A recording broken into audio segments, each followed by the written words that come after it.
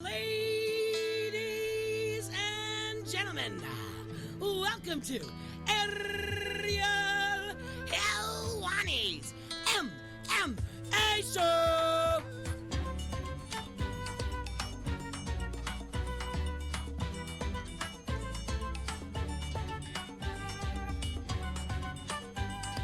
Back in your life on this Monday, December 24th, 2018. Hello again, everyone, and a happy holidays to you. I'm Ariel Helwani. It's the holiday season. It's a festive time. It's a great time to be alive. And as you may know, historically, on this program that we like to do every Monday, around the holiday season, we do a best of show.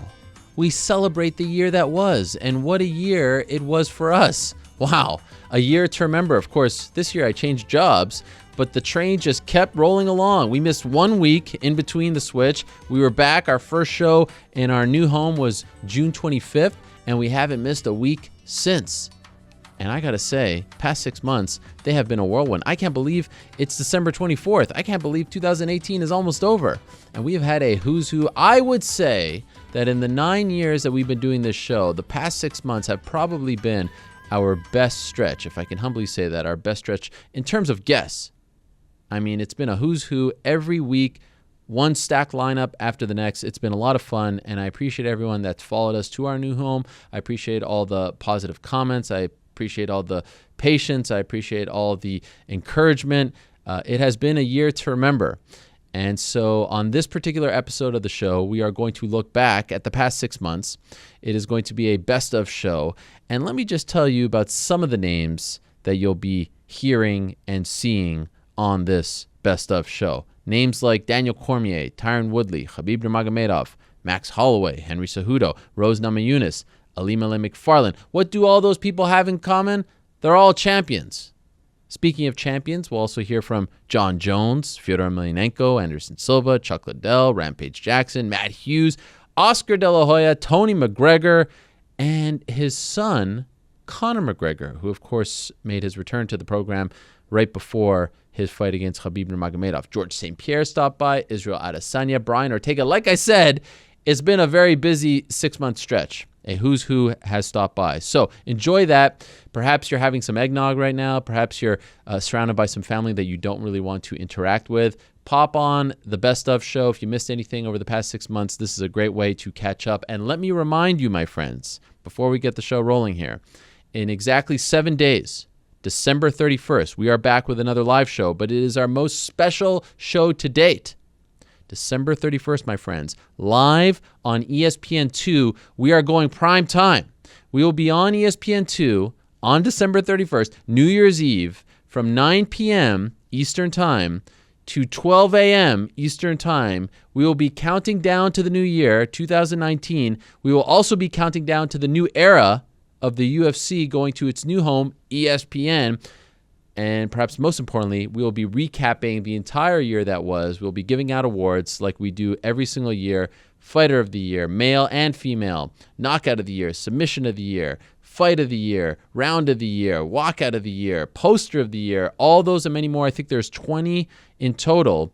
And we'll also be looking ahead to what should be a very exciting 2019. So that's in exactly 7 days. Primetime, ESPN2, our best of 2018, our look back in terms of awards and whatnot, and also previewing. This is great. You're bored of all the New Year's shows, right? You're bored of those. Come hang with me on New Year's Eve and some of my friends as we'll be giving out awards on ESPN2. That's television. That's the actual tube. This is a big deal. We're all grown up. For now, though, enjoy our best of show. It has been a great time. I appreciate everyone once again. Sit back, relax, and enjoy the 2018 Best of program. Our old friend Thug Rose Namajunas is joining us. There she is. Rose, how are you?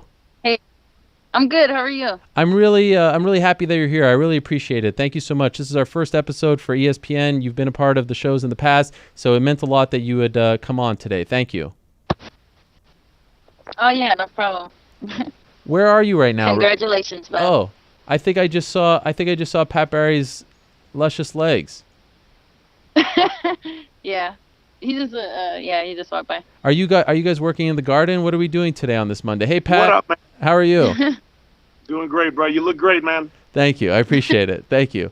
What's on tap? A lot of gardening today? Yeah, garden as always, and then just like just making some adulting, I guess. Hold on one second. I'll show you.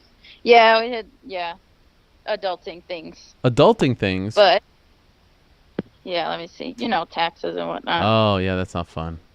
Paying bills. Yeah. I'm trying to see if I could turn it around, but what do you got? you can't really see it. What was it? Some tomatoes. Oh. Another tomato, some peppers, and I'm trying to show it without breaking my back, but yeah, tomato plants, and then our neighbors got some too, because we inspired them to grow some stuff too. Do you eat from your own garden?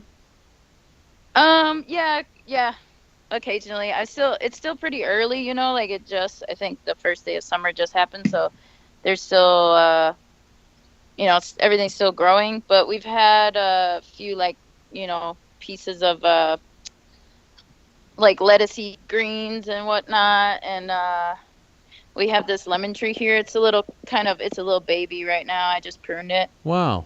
So I'm trying to grow that. We got this serviceberry bush over here. That's incredible. Yeah, so I just had some berries and stuff. I'm not the greatest bantamweight of all time despite my injuries. I'm the greatest bantamweight of all time because of my injuries. That's it. It's that simple. And you are the best journalist in this sport because of the things that you've been through that were supposed to end you. And that's why you're the best at this, Ariel. And we are no different. We're cut from that cloth. You either quit when it's all over, where everybody else holds you to that standard for you. But that's everybody else's vision for you. So you can stop there at their vision for you, or you can create your own. And I always choose my own vision because my vision is bigger than just me. And everybody else's vision for me is what they want, not what I want for everybody else in the world. And what you got to understand is me getting through this is bigger than me. And you getting through that was bigger than you as well, because without you, the MMA athletes don't get their word out right. I have to only thank you for this platform that you've created, because now I get to get this out all in one go, and I don't have to send out 35 tweets, and I don't have to do 25 interviews. I can do one and done because of the platform you've built, because you didn't quit, and you got a bigger job than ever from a job that was actually limiting you at a certain point, from what I've heard from you. So what was actually the end of your career turned into the beginning of the biggest career you ever had. Is there ever a possibility that everything that we think we know is actually just a limiting belief? Is there a possibility that everything that our brain is a dry erase board, and everything we've learned up to this point is a limiting belief because we believe we know it already? A true master knows nothing. A true martial artist knows nothing. A true martial artist never stops learning. So they're always in the question. And it's no different in life. Everything that I think I've learned in life is not, it's a limiting belief once I set to it and I stick to that's what I know. So I've erased my board. I'm a blank slate. And this is now, that makes this situation a brand new opportunity to create endless possibilities. And so as I move forward with a new mindset, an empty mind, a clear mind, I mean, this can be whatever I want it to be because I have no limiting beliefs of what this should be. However, everybody else has a limiting belief of what this should be because they have their opinion, but they're only looking at it through the lens of their own life. And so it's my job to give them a new lens by doing it and being it so that people can see it get done. How are you feeling right now, Matt? How would you describe how you're feeling? I'm 90%. My balance isn't the best, but I can live with that. I don't fall, but I just, if someone pushes me, I could stumble easy.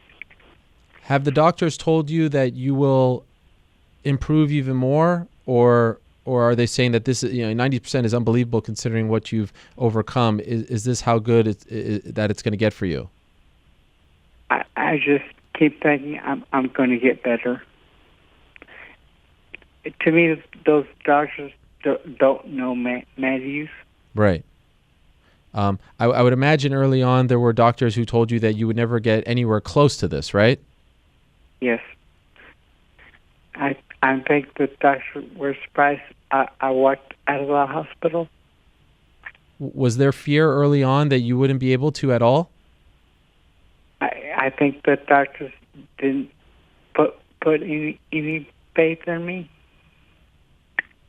Is that the kind of thing that, given how competitive you are, given your background as an athlete, as a high-level athlete, as a champion, did that almost fuel you and give you more motivation to try to get back to 100%? Definitely. I always fought best when I was the underdog. You told your captain, your head coach, Eric Alvarez, you told him at UFC 177 when you couldn't fight, when you failed to make weight, that you were done, that you were going to quit MMA? Yeah. I told him. I remember telling Sean Shelby, and I saw Sean in the back, and I'm just like, hey, Sean, this has gone full circle, man. Do you remember when I first told you that I'm done fighting? And I couldn't make the weight. I was embarrassed with myself. I was embarrassed with everything that happened. And I remember telling him, like, hey, I appreciate the UFC for everything. It's too bad I'll never fight for you guys, but I'm just done, man. I'm done fighting. I can't make the weight. And I remember Eric, who was down there with me, Sean Shelby, and my brother. And I remember Eric following me. He's like, dude, you can still do it. You can still do it. He was trying to get me to go back in there and try to make the weight or try to fight, try to do a catch weight. But by that time, Ariel, I was so embarrassed. I just didn't want to. I didn't want to fight, man. I just didn't want to fight because there was articles done. Well, Cejudo make weight before my debut, man. This is a lot of pressure for a kid. I was 26 years old, and I remember jumping in the car, and Eric was trying to open the car door, and I'm over here fighting with him and closing it. And I'm over here cussing at him, and he's like, "You can still do it." He's like, "You're the best in the world. You're the best in the world." That people don't know that. I says, "Henry, you're the best in the world." And I'm just like, "Leave me." And I remember just closing the door on him and then heading to the airport. But I remember just feeling this complete sadness, knowing that Eric was right. Me still knowing at that time, being dehydrated, hearing his words and me shutting the door on him, heading straight to the airport, me knowing man, this guy is right. This guy is so right. I'm super emotional right now, but this guy is so right. And I stuck to it. I came back. I took some time off, and I think it was 5 months later, I ended up fighting Phoenix, my debut in Phoenix, and then from there was history. From there was history. And I think you need guys like that. You need coaches, because a coach is not just a technical or tactical coach. A coach is somebody that could just help you out in life. And if it wasn't for his words of encouragement, letting me know that I'm the best in the world, I probably wouldn't be here. You're okay with the decision to remove you from the card? You feel like it was the right choice? If you ask Fighter Max, I would say no. If you ask Fighter Max, I would say definitely no. But if you look at through my eyes, as a coach, as a friend, as a mom, as a parent, as a father, say I go, I make the walk. This is one of the toughest things that they worked out to me. Say I go, I make the walk.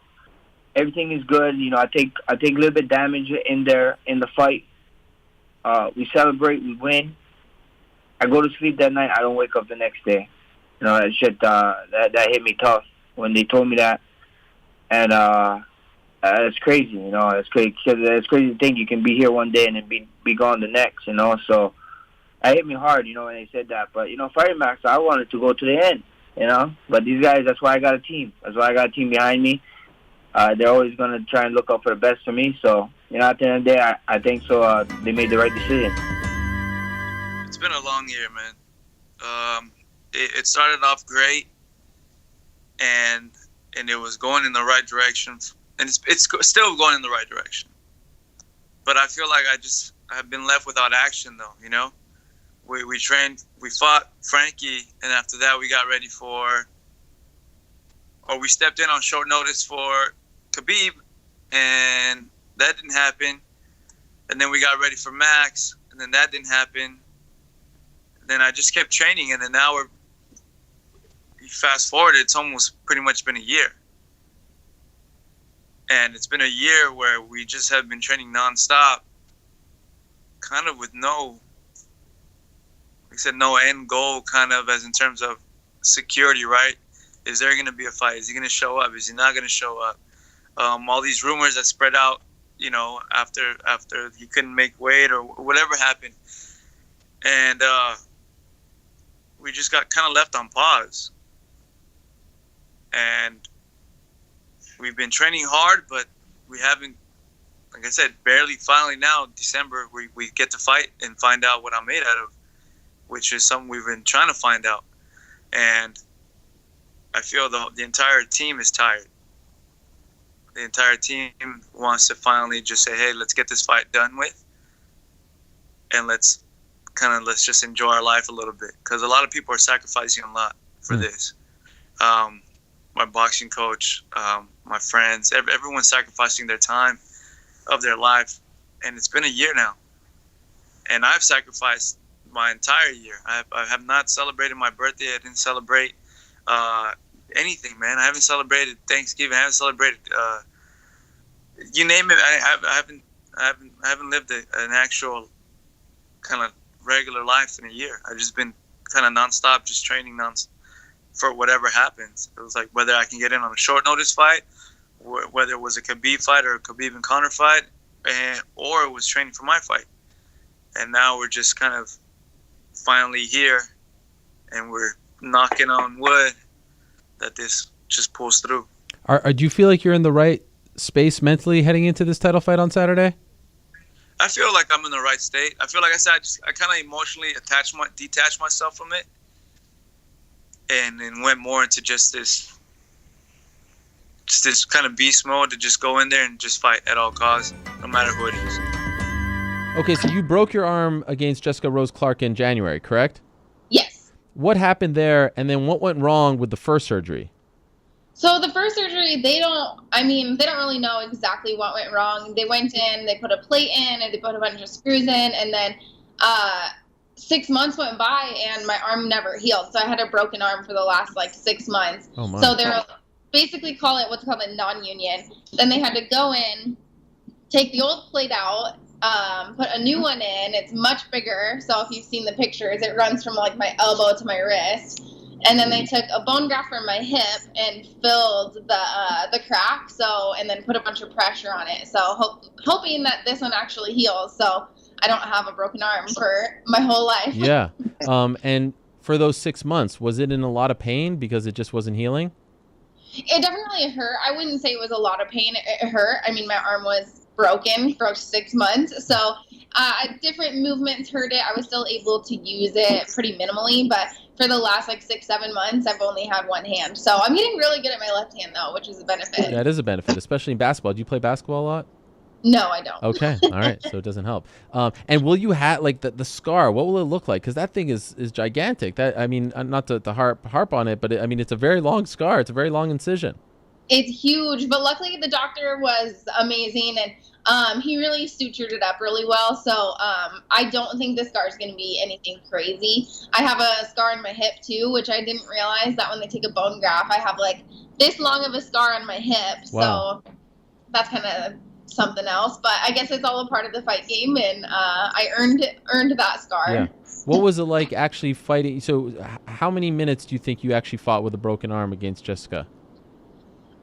I don't even know. I think the instant when I really was in the most pain, I guess, is that I felt it break when I threw the punch. I knew I broke it. But when she was trying to armbar me, and she had me in a triangle, trying to fight out of an armbar and triangle, and she was armbarring my already broken arm. Oh, my. So playing that mind game of should I tap, knowing how much pain I was in, not knowing if it was going to get worse or anything like that, but also being really stubborn and not wanting to give up.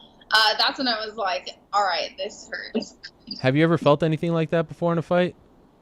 No, never. I've never been hurt that significantly in a fight. So it was definitely the biggest injury that I've sustained while inside of a fight. Afterwards, are you thinking to yourself, why the hell am I doing this? I could do so much more with my life. This is just not worth it. No, I didn't. After the fight, I was just mad. I was embarrassed. You know, I felt like even without the broken arm, I put on an awful performance, which really was frustrating for me because I felt like everything went right going into the fight, and that normally doesn't happen for me. So I was just embarrassed more than anything, and I was embarrassed my arm broke, embarrassed I was the reason it broke, and then embarrassed by my performance. But I definitely, the road to recovery has been really long, but I know I'll be back in there, and I know the plan still is, me and my managers are already talking to opponents to fight somebody at the end of the year. The UFC said on Friday via a report in ESPN that they will no longer announce sort of provisional suspensions, that they will let the process play out before announcing a fighter's fate, unlike what they've done in the past. Yet in this case, you came out and broke the news yourself and have been very open, and I think you deserve a lot of credit for that. Why did you decide to make that choice? Why did you announce it? Yeah, I was going back and forth with, my team, and I was talking, I was like, I got a lot of advice they're like, this could be career suicide, kind of. I mean, like, there's no need for you to release this. People are going to talk bad. And I just had I had this guilty feeling in my stomach not telling the fans why I'm not fighting. No one knew. No one was releasing that I wasn't fighting. So I felt the need, and I'm not worried about, I don't know. I don't feel too worried about people thinking I'm on steroids or that I'm trying to cheat.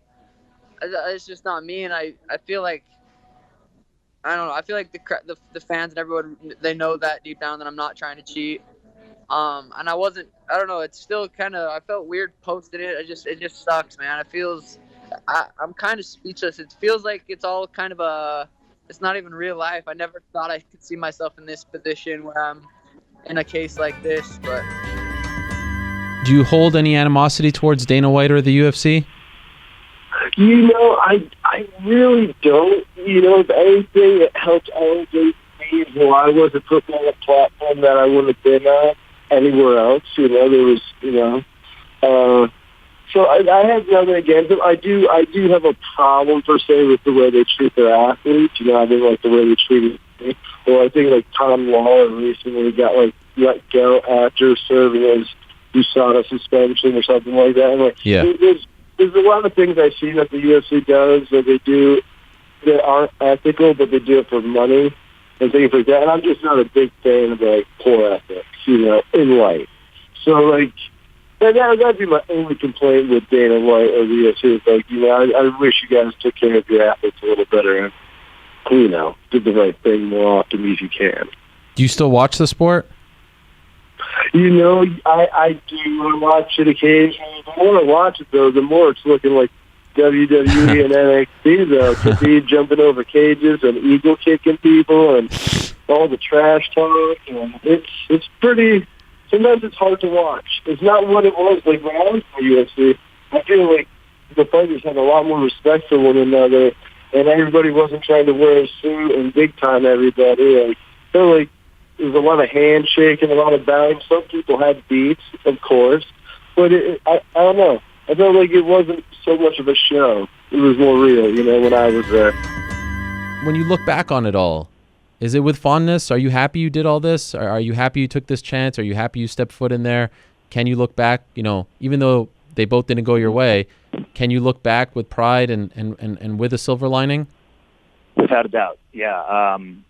There's absolutely no shame in taking a chance in your life, and I took a big chance, and I feel like even speaking about this now, like we are, I feel like there's finality to it, but I don't want anybody to jump to conclusions and start making headlines. I got to talk to Duke. I got to get back to training, and I plan on doing that as soon as I wrap on this movie. But yeah, I look back at all of it. Actually, you know what? I did know it was the 2-year anniversary because my jiu-jitsu coach posted a picture on Instagram, and it made me smile. So yeah, I look back on all this stuff, and I was very fondly.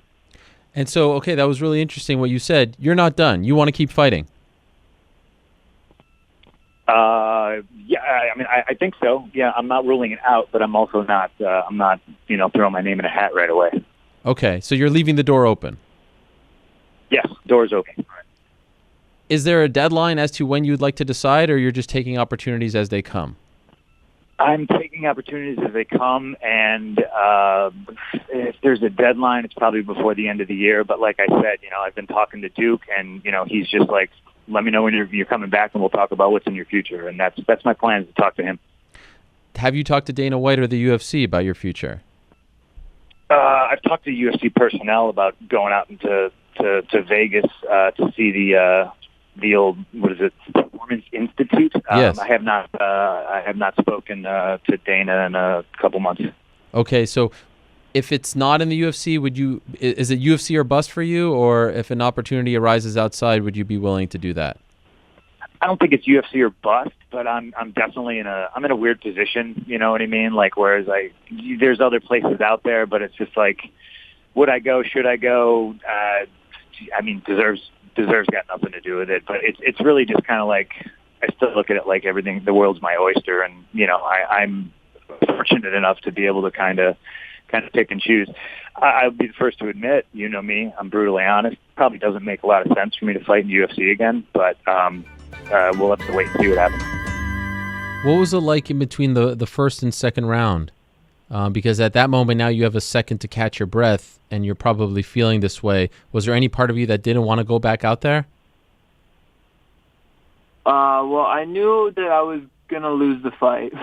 Wow. But I could just tell. I like during the fight, I felt frozen.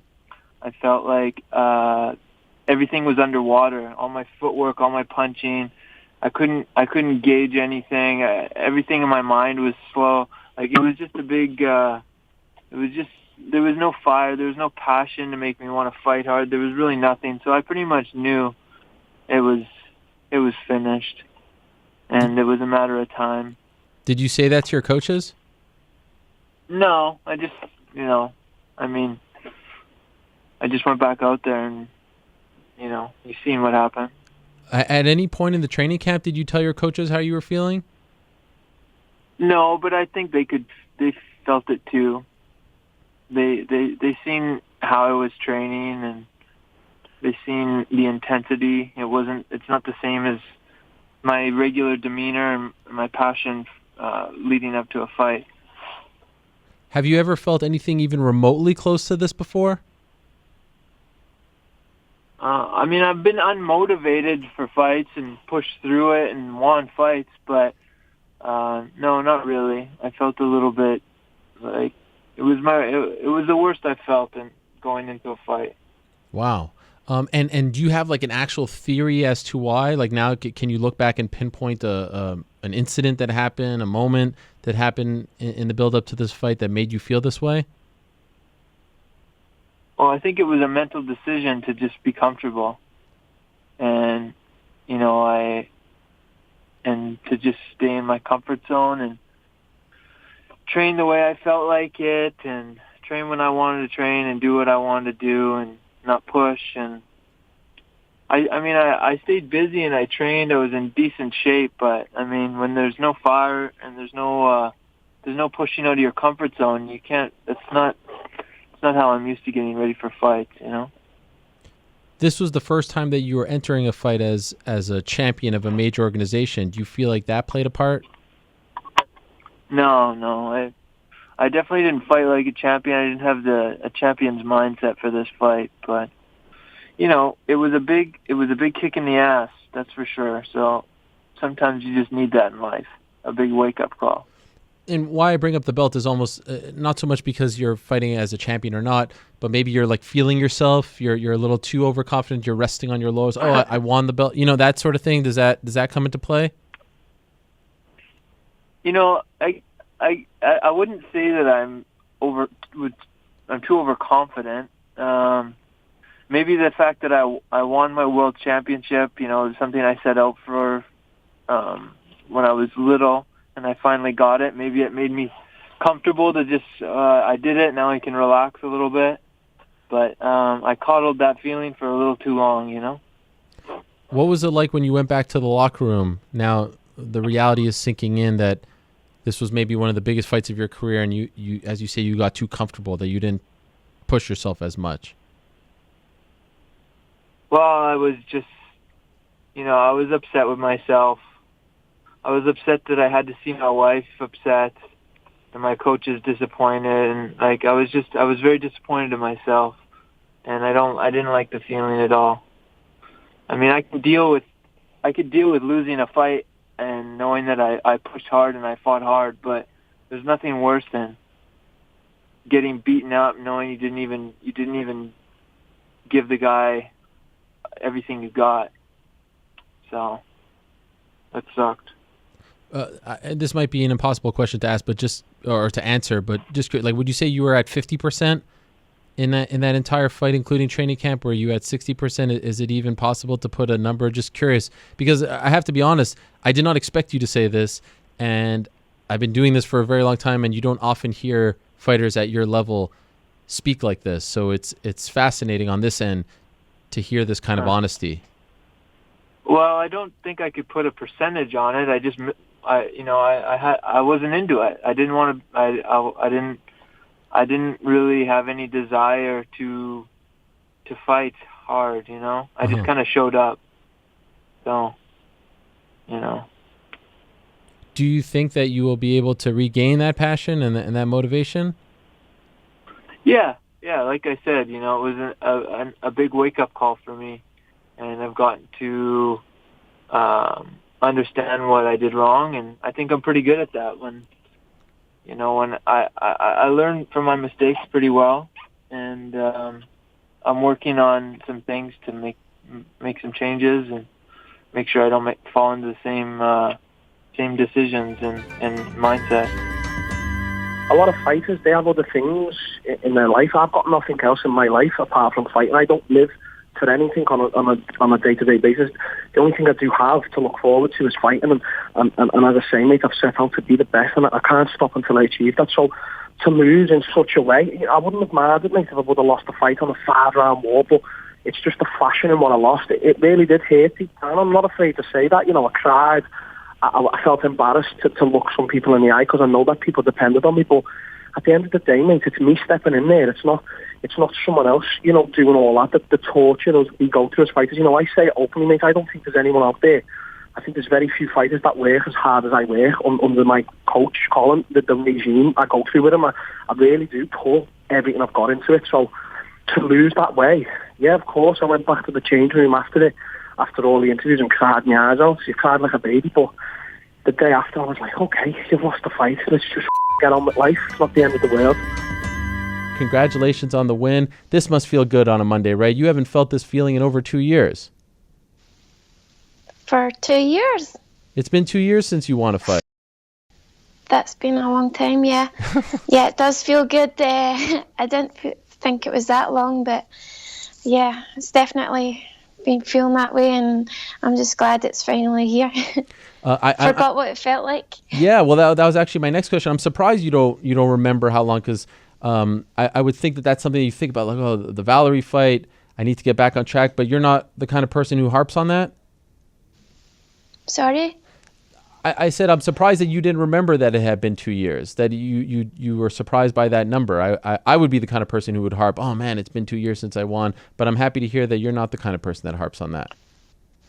Yeah, just I knew I lost those 2 fights, but there's been so much happening in the past few years, and yeah, I guess I've just not really concentrated on it, and I don't see those are on my records, but I feel like I've had so much more stuff going on that I've failed at or lost at in life, and yeah, so thanks for reminding me, Ariel. No problem. I don't mean to harp on it, but because you won, I feel like we can talk about it, and the emotion that you showed afterwards was amazing. I don't know if you can even rank that, but have you ever been that happy after a fight before? It seemed like you almost didn't even know what to do with yourself. You were so happy. I was just, I was so happy, and just, it feels good not going home with a loser's check, yeah. Half a check, and all the hard work and all the heartbreak and just everything that's went on, it's just a relief off your shoulders, and the both of us were going in there and both on 2 losing streaks, and everyone's days are numbered now, so it was just good to go in there and finish and know that I'll at least get another fight. This is how I've been brought up by my mother and father. Is you don't run away from anything. Do you know what I mean? Why people don't talk before a fight is because they're scared of the big fall. They don't put themselves up here because they're going, but if I say I'm the greatest ever and I get beat, then that's a big fall. You know what I'm saying? Yeah. I'm not scared of that. I'm not scared of that one bit. So I take it all in. I take it on the chin, and I move on. There's nothing to be ashamed of. There's nothing. I got beat. It wasn't my day. I'm only 21 years old. I'm going to have many, many, many more days. I'm in this game for life. I started it when I was 13. You know what I'm saying? I'm in this game for life. I'm not just loss isn't going to pit me off, or do you know what I mean? I'm going to go into my next fight, talk the same game that I always talk, and go in there and do my thing. It's just how I've been brought up. You take what you're given. And Friday night I was given a loss. I'm going to take it, and I'm going to move on from it and work on it. When's the last time you lost? When I was 15 years old. Wow. It's the last time I've been beat in any form of competition. What kind of competition? MMA. MMA. Yeah. How'd you lose? Decision. Yeah. How old was the opponent? He was about 3 or 4 years older than me. Okay. Yeah. And was it like a close fight? Was it a robbery where you No. dominated? He beat me fair and square. Have you ever been knocked out? No, first time. What's that like? Yeah, it sucks. It's not nice. Yeah. It's not nice. Getting beaten in any form isn't nice. It was devastating. It was absolutely devastating. I went into my dressing room and I cried my heart out. Okay. I'm not ashamed of it. So no, it's not nice. It's the worst thing it's the worst feeling in the world. I fucking hated every bit of it. But I look back, I watched the fight about 500 times. Oh really? Oh yeah, Start to finish? Start to finish, the whole thing. And I hold my head high. The work that I done to get there, how I conducted myself, how I went out, how I fought, how I went about everything. I'm a very proud man. I'm a very proud man. No one will take that away from me. No matter what people say, I'm proud of myself, and I've got stuff to work on, and I'm a man on a mission now. I've got a fire in my belly, and I'm coming for everyone. I'm coming for the whole division. This time next year, are you the champion at 185? Yeah, oh dude, yeah, I would have defended it probably maybe once. You think so? Yeah. Like what? Is Kelvin gonna drop out and you're gonna get like what are you foreseeing? Player one, do your thing. Player one, do your thing. Let me look into my crystal ball for a little bit and I'll see. Okay, but honestly, but this time next year, I got the belt. You have the belt. After 221, I'm gonna repost this clip. After I still got the. I'm ahead of the game. After 221, we're in the green room and some guy was walking around with the belt. I was like, ooh, let me see that, and I felt the weight of it. I remember that moment. I felt the weight of it, and I remember just touching it and feeling it and just like looking at it. And I took like a little video with it, and that was my debut in February, and I remember just holding it like. I'm there right now. I can feel it. I remember that. It was on this shoulder too. Yeah. Oh, I twitched. Holy wow. That's crazy. I twitched. Bro, I'm deep, man. People don't understand the power of this thing, man. It's levels. I swear to God. I open my third eye, bro. It's levels to this. Just do me a favor. Mm-hmm. I feel like very soon you are going to be on a different level. Don't forget about us little people. Bring the elevator back down. What's your name?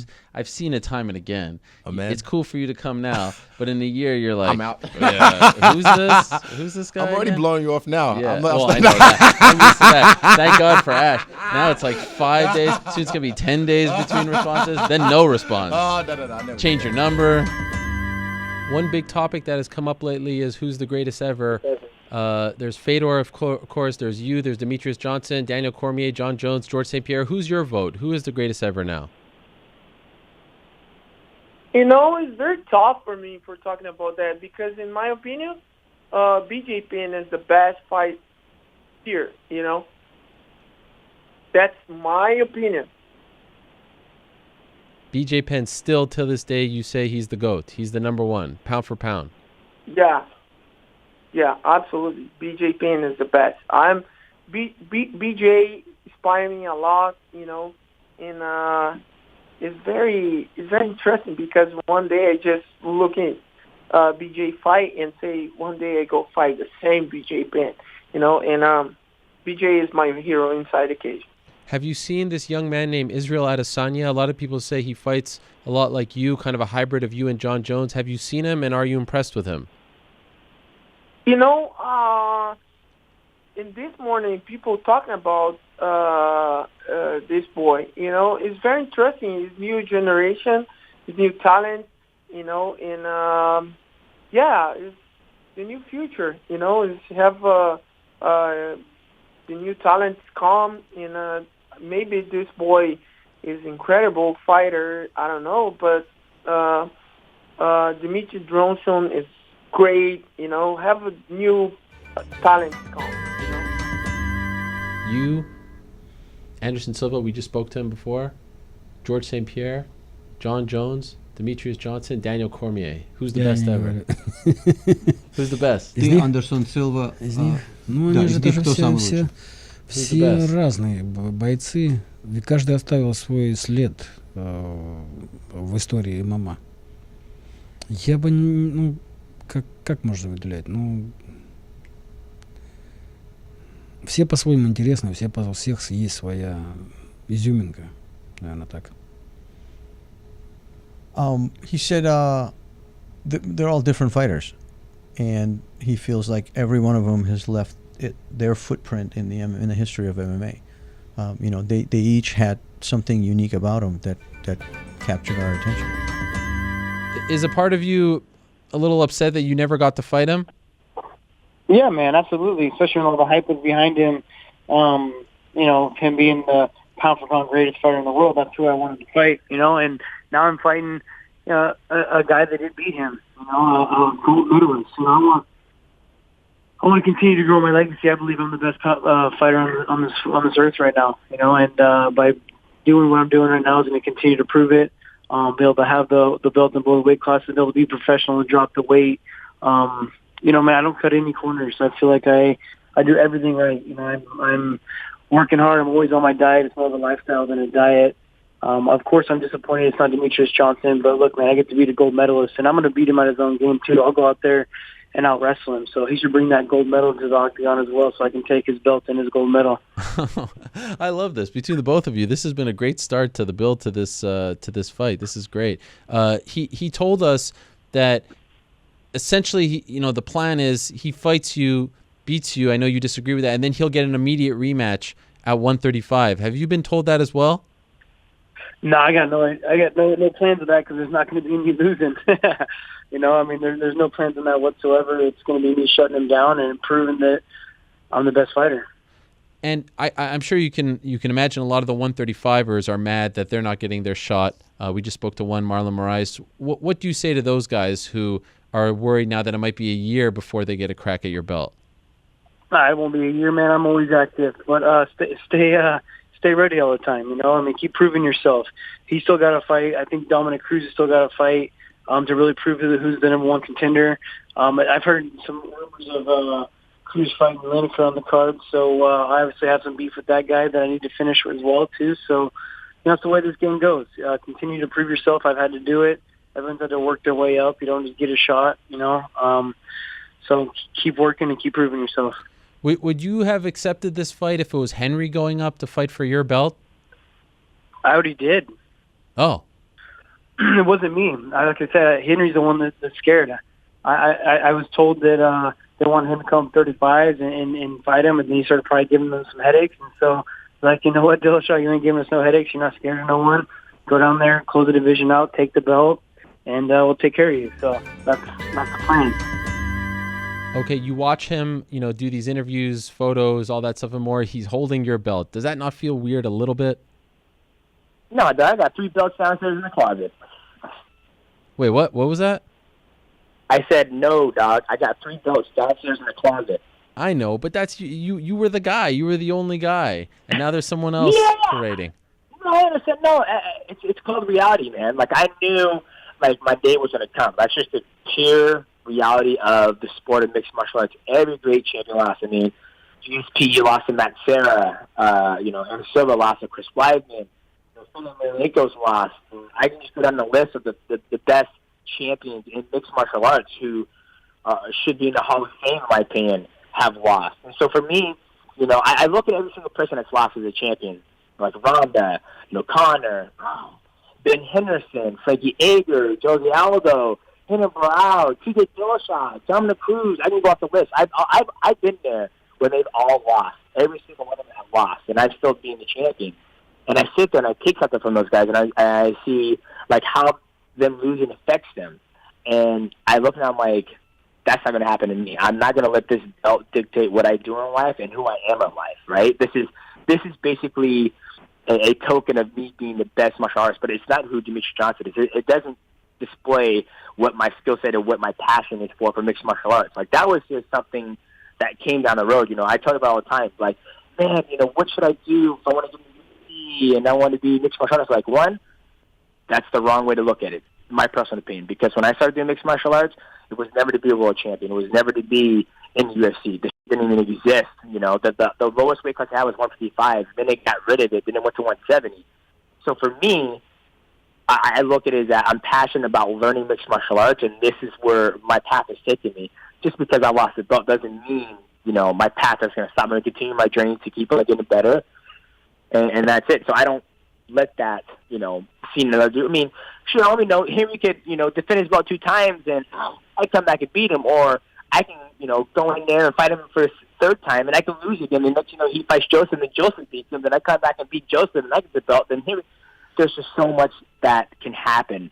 So for me to sit here and, mope and groan and see, another man with my belt, not if it was my wife, I'm gonna get the, the Glock and take care of some things. But that's not the case.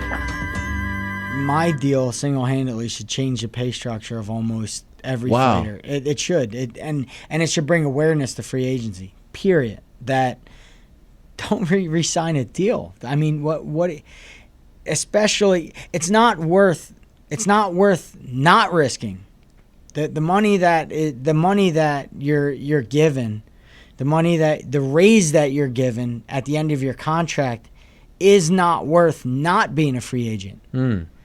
The value of a free agent, it's super undervalued by fighters. I don't think they understand what's out there. They just see what the guy who's doesn't have a great contract on the right or left of them, they're comparing it to an already not that good of a contract. And they're saying, all right, well, I'm getting a little more than him, so I'm just going to re-sign.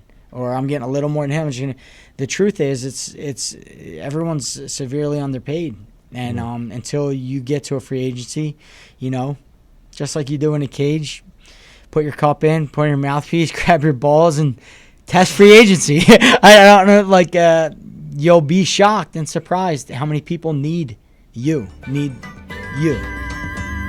If you sign a contract, should it be honored? Like you sign, you can't back out of the contract if you sign, right? You know what? I tell you honestly, and this is what happened to Diaz. And when Diaz said that he didn't want to fight Poirier, UFC said that he signed the agreement, and he must do this. Yep. But week after, the same thing happened to me, but on 180 degrees, different, on the other side, So you know what I mean? Yeah. It happened to me what happened to the UFC after Diaz said that he was not going to fight. So I felt a little bit sad about this, that they went through this situation and they put me in this spot, And I'm not only a fighter. I'm still doing lots of good things for this company, but at the end, I'm fighting. So I'm very happy and thankful to all of them, to the UFC, that they put me back.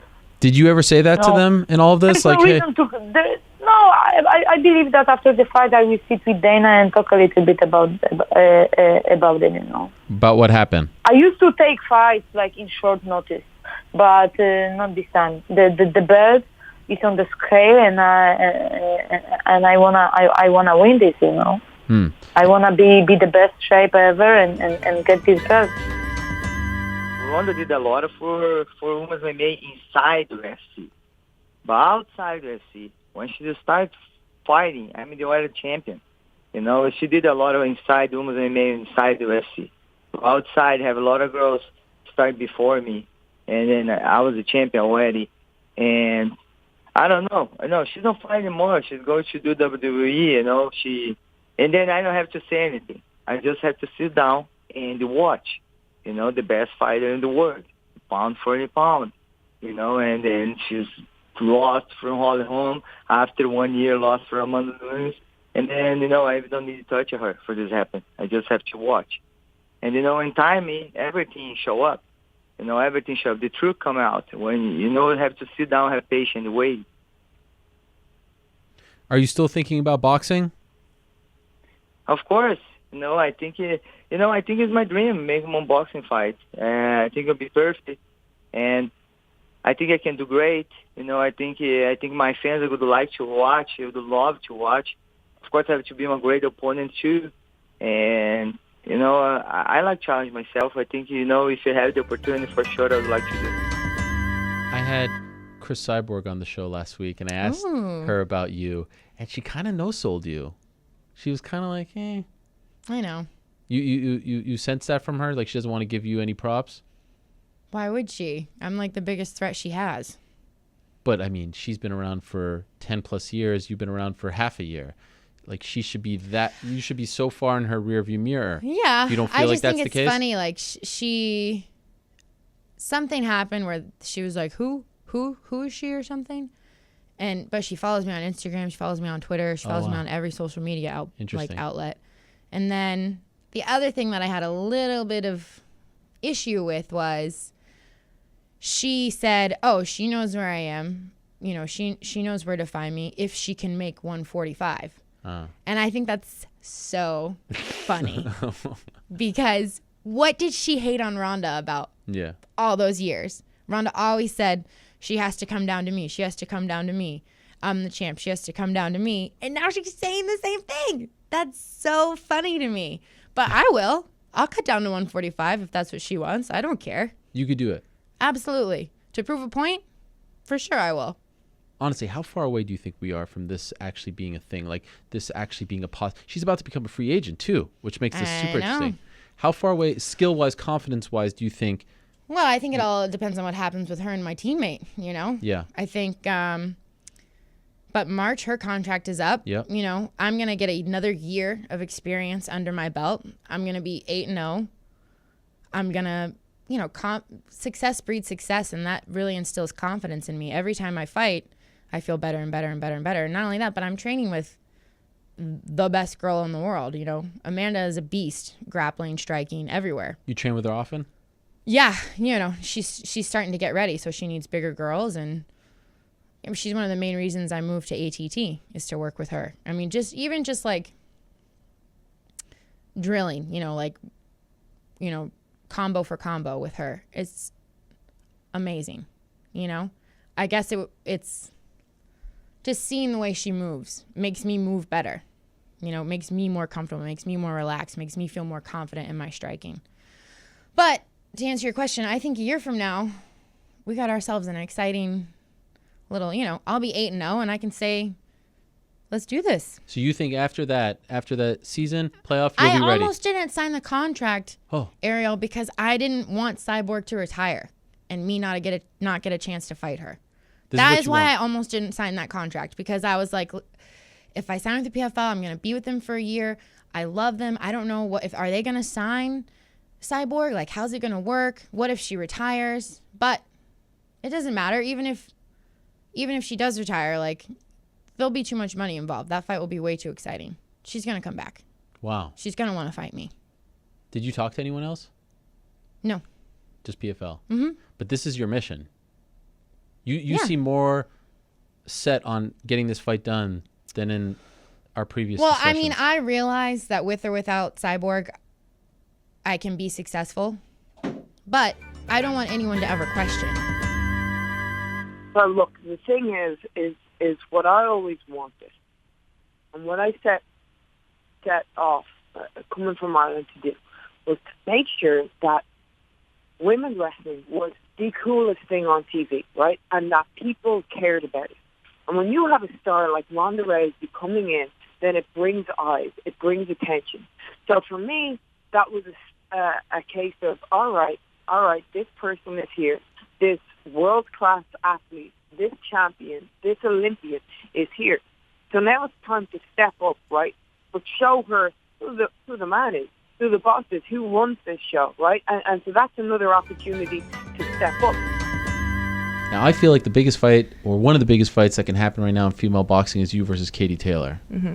Do you agree with me? Yep. How far away are we from this being you're with different promoters, of course. Mm-hmm. Can this even happen? Do you foresee a time that this happens? Is it something that you want to see happen? Oh yeah, I mean it's gonna happen. It's gonna happen. It's gonna happen, and it just needs to happen at the right time, because it would be a shame if the world wasn't watching. Okay. So it's too soon now. It's too soon now because Okay. I'm still able to make 130. She's fighting at 135. So Yeah. I'm gonna take the belts at 130. Take that division while I still can, and then sometime next year I'll move up to 135 and start fighting the girls there. And that's I think it'll be great because we'll both be champs, Yeah. both have belts, but there's a lot of other girls too, so we'll see. If I'm not trying to disparage them, but I feel like that could be one of the biggest. it is. It Yeah. is definitely big. She has a huge following in Europe, huge Yeah. following in Ireland. Top Rank is helping me build my following here in the United States. So I think it's going to be an exciting fight. Did you watch our fight on Saturday? I did. You did? Okay, you made a point to watch it. Yeah. Conor McGregor was there in the front row. Do you see that? Yep. Who's in the front row supporting you? You need more love. I know. American fighters need to support you. I Jeez, know. he's like pumping her up, Instagram, Twitter, all that stuff. Yeah. Need to get behind you. How many fights is your Top Rank deal for?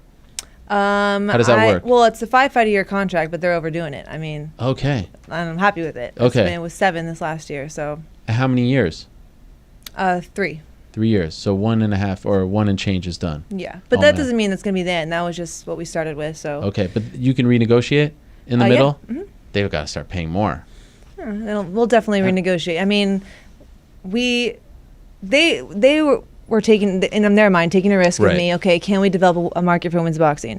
But I know, my manager knows, my team Yeah. knows that we will. Yes. And so we know what we're going to do, and I think they're starting to believe in me too. So You will be Top Rank's Ronda Rousey. You will break down all those doors. I've always said I wanted to be the Ronda Rousey of boxing. There you she's go. done so much, and her success has crossed over into boxing because, like I said, when I sat down at Top Rank, they see what Ronda and other girls, how they can be on big cards and headline fights and how it sells. So This is a sport that I'm getting familiar with.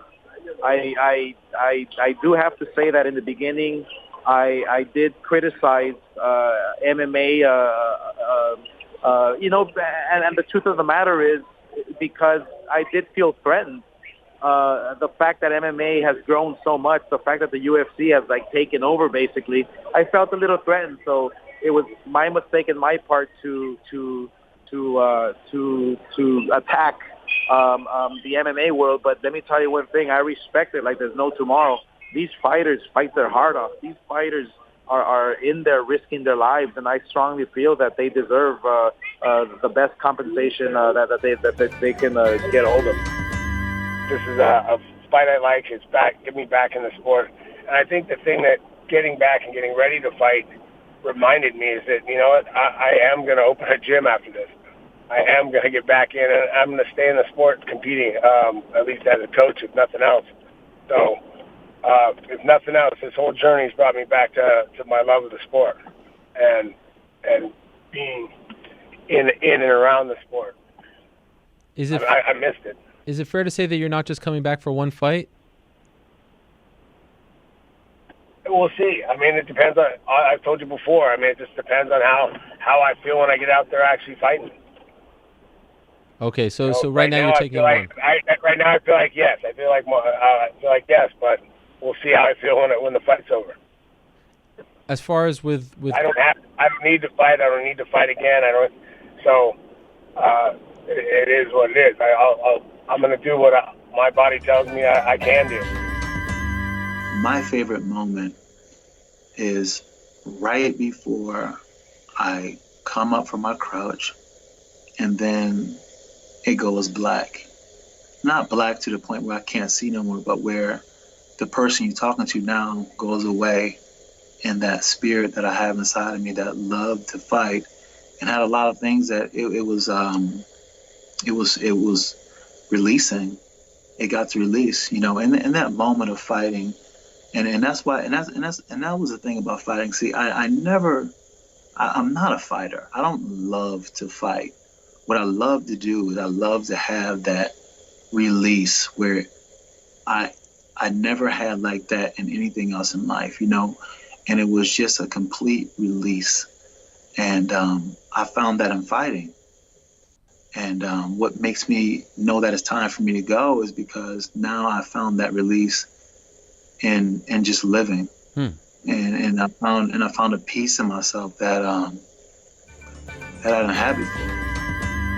There was a thought that obviously this was the opportunity for the Gracie family to show that jiu-jitsu was the dominant martial art. Did you not feel sort of the pressure of trying to represent your family on this stage against other martial artists? Like, you're the one who was picked. You're the guy. You have to go out there and actually prove what your ancestors, what your dad, what your brother has been saying for so long, that Brazilian jiu-jitsu is number one. You didn't feel that pressure? I didn't feel the pressure because I trust the technique. Did you realize from the first match that this was going to go your way, that you were just better than all these guys? No, I didn't think that way. No. It was one match at a time. Okay. It was one fight at a time. I didn't think, okay, I got this. No, I never was that, okay, I'm confident. But I wasn't overconfident that, hey, it's a piece of cake. No, it's a fight. They always told me, if you take a hit, it's going to hurt. You're going to go down. These guys are hitting with no gloves. There's no time limit, so take your time. You fought 3 times that night. Art Jimerson, Ken Shamrock, of course, in the final against Gerard Gordeau. Of those 3 fights, which is your favorite? Oh, man, all 3. Art Jimerson, because it was a first time for everybody. Right. So it wasn't just for him, for me too. That was my first professional fight. Ken Shamrock, because his physique, it was very impressive. He was probably the favorite to win the whole tournament. And the finals with Gerard Gordeau, after what he did to the opponents, the guy showed up, stone cold face, just ready to go, broken hand, broken foot, looks like. I remember I stared him down, and I saw his hand was swollen, the foot was swollen. So I know that he was there to hurt me. Did you have any injuries going into the final? No. Nothing? No injuries. And you Nothing. left after the Gordeau fight, no injuries, right? No injuries. That's unbelievable. That may be the craziest thing of all. If you see the fight, I just didn't throw up that elbow. That's the specific way to throw an elbow, but I throw like 5 or something like that, spinning back elbows. And I was looking for a special moment. I was trying to make him come my way. I was trying to fake him and make him react to see what he was doing. And I couldn't get him, until I finally see that moment at the end. And I just put all my faith on my body and on my technique, and, it was there. Who taught you that elbow? Well, it's something that actually nobody told me, but it's something that I saw Cowboy doing in the backs, and I started practicing it in the backs and stuff, and when I was, I'm telling you again, when I started training again in the Cowboys ranch, is something that we were preparing, the spinning back elbows, because we knew he opens up a lot with the punches. He always comes with hooks, and then sometimes he goes from the inside and stuff, But I knew if I could get him to come my way and make him react to come my way and counter him with even with a kick from the middle, with a punch in the middle, with a knee, with a flying knee or whatever. I knew that it was about to be there, but the last second was perfect. The momentum, everything was perfect. I make him react as I wanted him to react the whole fight, because I wanted him to react the whole fight like that. Sometimes when I want him to react that way, he was too aggressive that I couldn't counter. But at that moment specifically, whenever he was tired, whenever I was really tired, whenever you think everything is over, that's when you kind of put your hands down, and that's what it happened. So let us see this footage. We're gonna play some of it here that you provided. And before we play it, okay, it's starting right here. We can't pause. Okay, just pause for a quick second. I just want to ask, how did you get this footage? So my friend Alex owns the barbershop. Okay. He provided the footage for me, and Okay. that's actually it's called The Barbershop. He wanted me to give him a little shout out. Yeah. So And where is it in Queens? yeah, Astoria, Queens, on 21st Avenue between 31st Street and 29th Street, between 31st and 29th. It skips the block for some reason. I don't know why. And you are coming out of the shop, or you were about to go in? So I was there originally. We left and went across the street to a little diner on the corner. Okay. On the corner. We ate, and as we were walking back, that's when we saw the kid in the plaid shirt. Yeah, okay, so we're looking at it right now. We're seeing you. Obviously, I recognize you. You got the beard. You're holding a cup of coffee or something in your hand, some kind of cup. There's the kid in the the plaid shirt, and then there's another guy that you're talking to. The other guy is your friend, right? Yeah, Jeffrey Gallardo. He's a brown belt at Henzo's. And you know the kid in the plaid shirt? No, I've never met him. Jeff used to teach him jiu-jitsu right there in Astoria. Okay. He recognized him, and they started talking, and I was just standing there minding my business. Okay. And then there's these two individuals. Don't play it just yet. They're walking. These people you've never met before. Never seen them in my life. Okay. So it's where we paused it right here. Guy in the blue shirt looks at one of them, and now you could play it. Yeah, Boom. Just in the face, yep. Swings at him. And now you go after him.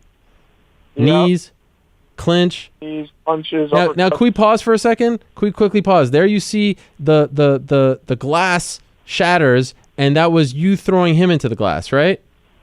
Well, Jeff and the other kid kind of bumped into us, and my shoulder, I remember, my shoulder bumped the glass, and I guess it felt like I hit like a sweet spot on a baseball bat, because the glass just shattered immediately. Now, what's interesting about this is, I mean, it's a complete chaotic situation. It's madness.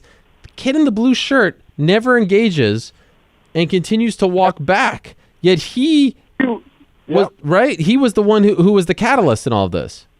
Yes, and then if you play the video a little more, the kid that my friend Jeff is fighting drops his cell phone, and the kid in the plaid then proceeds to pick it up and run away with it like the piece of he is. Wow. So there we see him going, bending down, pause that. You see that right there? He went down. The camera panned, but he actually went down and picked it up. And then he's no longer there, right? He disappears. And leaves me and Jeff to fight his battle. And these are the kind of people in Queens. This is typical New York for you right here. Unbelievable. Now, do you know whatever happened to that guy? I wish I knew, Ariel. I never saw him again, and of course I had to be there to fight his battle. And you have no idea. You never asked your friend. I want to, if we could, I just want to play it one more time to digest it because there's a lot to unpack there. You have no idea where that kid is. Your friend doesn't know where that kid is. Nothing. Nothing. No, we never. Here it is playing again. Now he actually spat at him. Spits in his face, and then as he makes his way around him, he throws that slap or punch or whatever it was. And it's the guy in the hood that spits, correct? Yes, exactly. Did the blue shirt guy, did he say anything to prompt the spit? No, like those guys just came really fast, and we were all talking, and then we didn't notice them until they were right up on us. So the kid spit in his face, made his way around him, and then he looked at him and he just threw that strike. So then that's when it all went down. Unfortunately, as the video continues, they don't see me take my foe down and pound his face in. So he was crying a little bitch after that. He was all tough, and then I was on top of him, giving him what he deserved, and now all of a sudden he wasn't so tough anymore. And just gang affiliations, it was pretty funny. And just so I have it clear, the phone that the kid in the blue shirt picked up, was that your friend's phone or the other guy's phone? The other guy's phone. Oh, okay. Yeah, it was great. So the kid, yeah, it was awesome. We were fighting his battle, and he gets away with the phone, and I walk away with 21 stitches. And do you know whatever happened to those two other guys? So, obviously, there was a huge commotion. People saw what had happened, and the police came. So, the NYPD comes, and they asked us what happened. We go in the barbershop. We actually watched the footage right there with the cops. Okay. So they were like, look, if you press charges and we go look for these kids, what's more than likely going to happen is that they're going to say that you started with them first, and then even though we have the footage, we're going to have to arrest you also, and then let the judge figure it all out. Even though you might not be guilty, but you're still going to have to go sit in jail for a night. Man, I've been to jail a little too many times, and the last thing I want to do, especially with that wound on my hand, was have to go sit in the 114th precinct. Then they would take me to bookings. Who knows? They might have brought me to Rikers. It's the last thing I want to do. So they were like, the cops were really cool. They were like, look, we could just make an accident report and say that you tripped and fell through the window, and we'll just leave it at that. So that's what we did. And I just didn't want to have to deal with lawyers and judges and cops. And so it was just wrong place, wrong time. But, of course, then I took a fight, and it led to my ultimate demise, I believe, that night in Austin. How soon do you want to return? Well, I could fight again soon if it's up to me. Oh. And actually, I have somebody in mind, too. That was going to be your next question, right? Yeah. Well, I saw your tweet earlier today. Are you referring to the Black Beast? The hot balls. Hot balls. The hot balls. Let's go. That's who you want. You want Derek Lewis. Balls. Yeah. How come? I'm gonna be putting him away. Well, okay, he's a strong guy, but other than that, I'm not impressed by him. And if I fight him, I'm gonna put him away. Wow. Okay. So that's the one, because you didn't say Derek Lewis on Saturday, but now that's who you want. Well, Saturday, everything was fresh. That was number one. Number two, in America, press conferences are different. It's more America one-liners, challengers, a little bit more. And in Asia, it's more respectful, and it's a different vibe.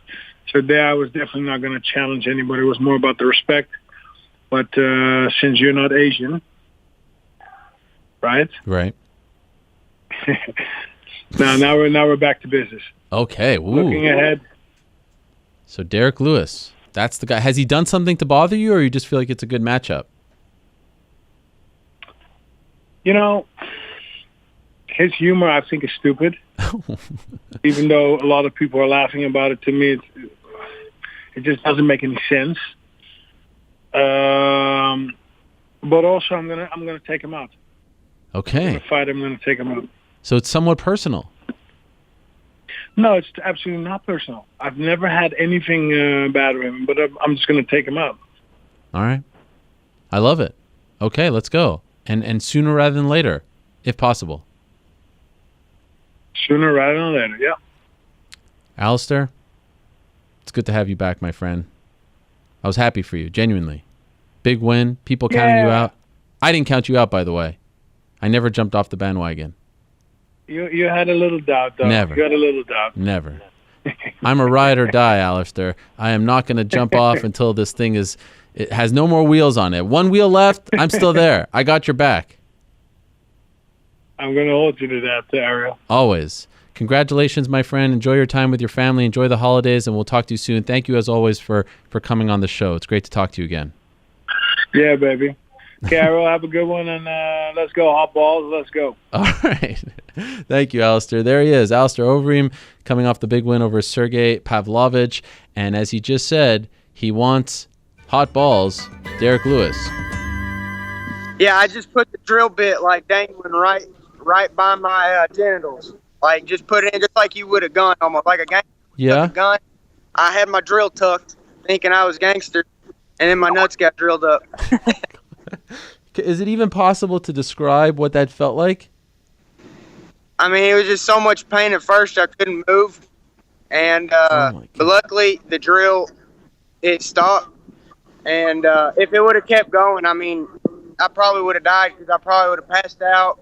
And it would have ripped the testicle all the way off, probably both of them. But luckily, when I moved my hips back a little bit and the tension on the trigger got released, so the drill stopped. And then that's when I decided the only thing I could do was reverse it.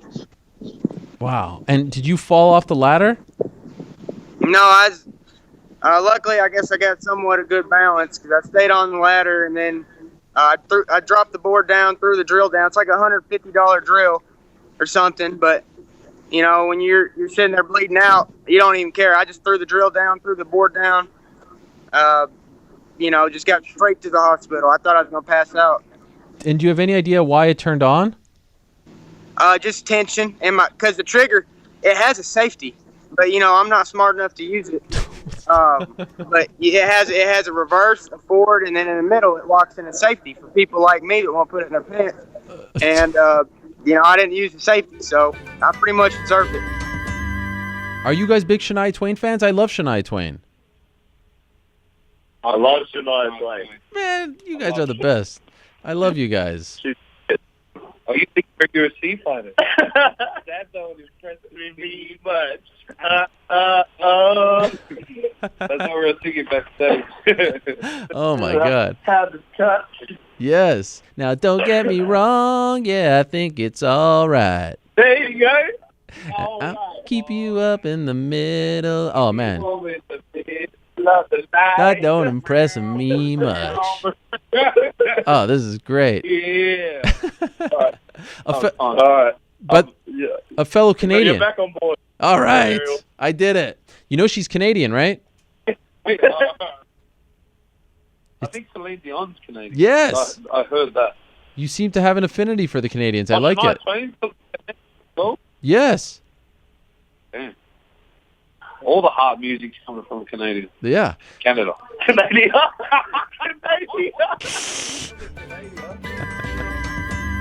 I got back with the Platinum Princess, bro. That's my baby. I noticed. I made it official with her, and you know, this is a good place for me to be in life. With us together, I always do so much better, man. You know, it gets so messed up, all the things that people say and do, and I've made some mistakes since I've gotten, you know, a little famous, and we all make mistakes, bro, but you got to move forward, and I just follow life, you know what I'm saying? I let life go. That's why I'm not tripping about the armbar. I'm focused on it to get better at martial arts. I feel like martial arts is my path.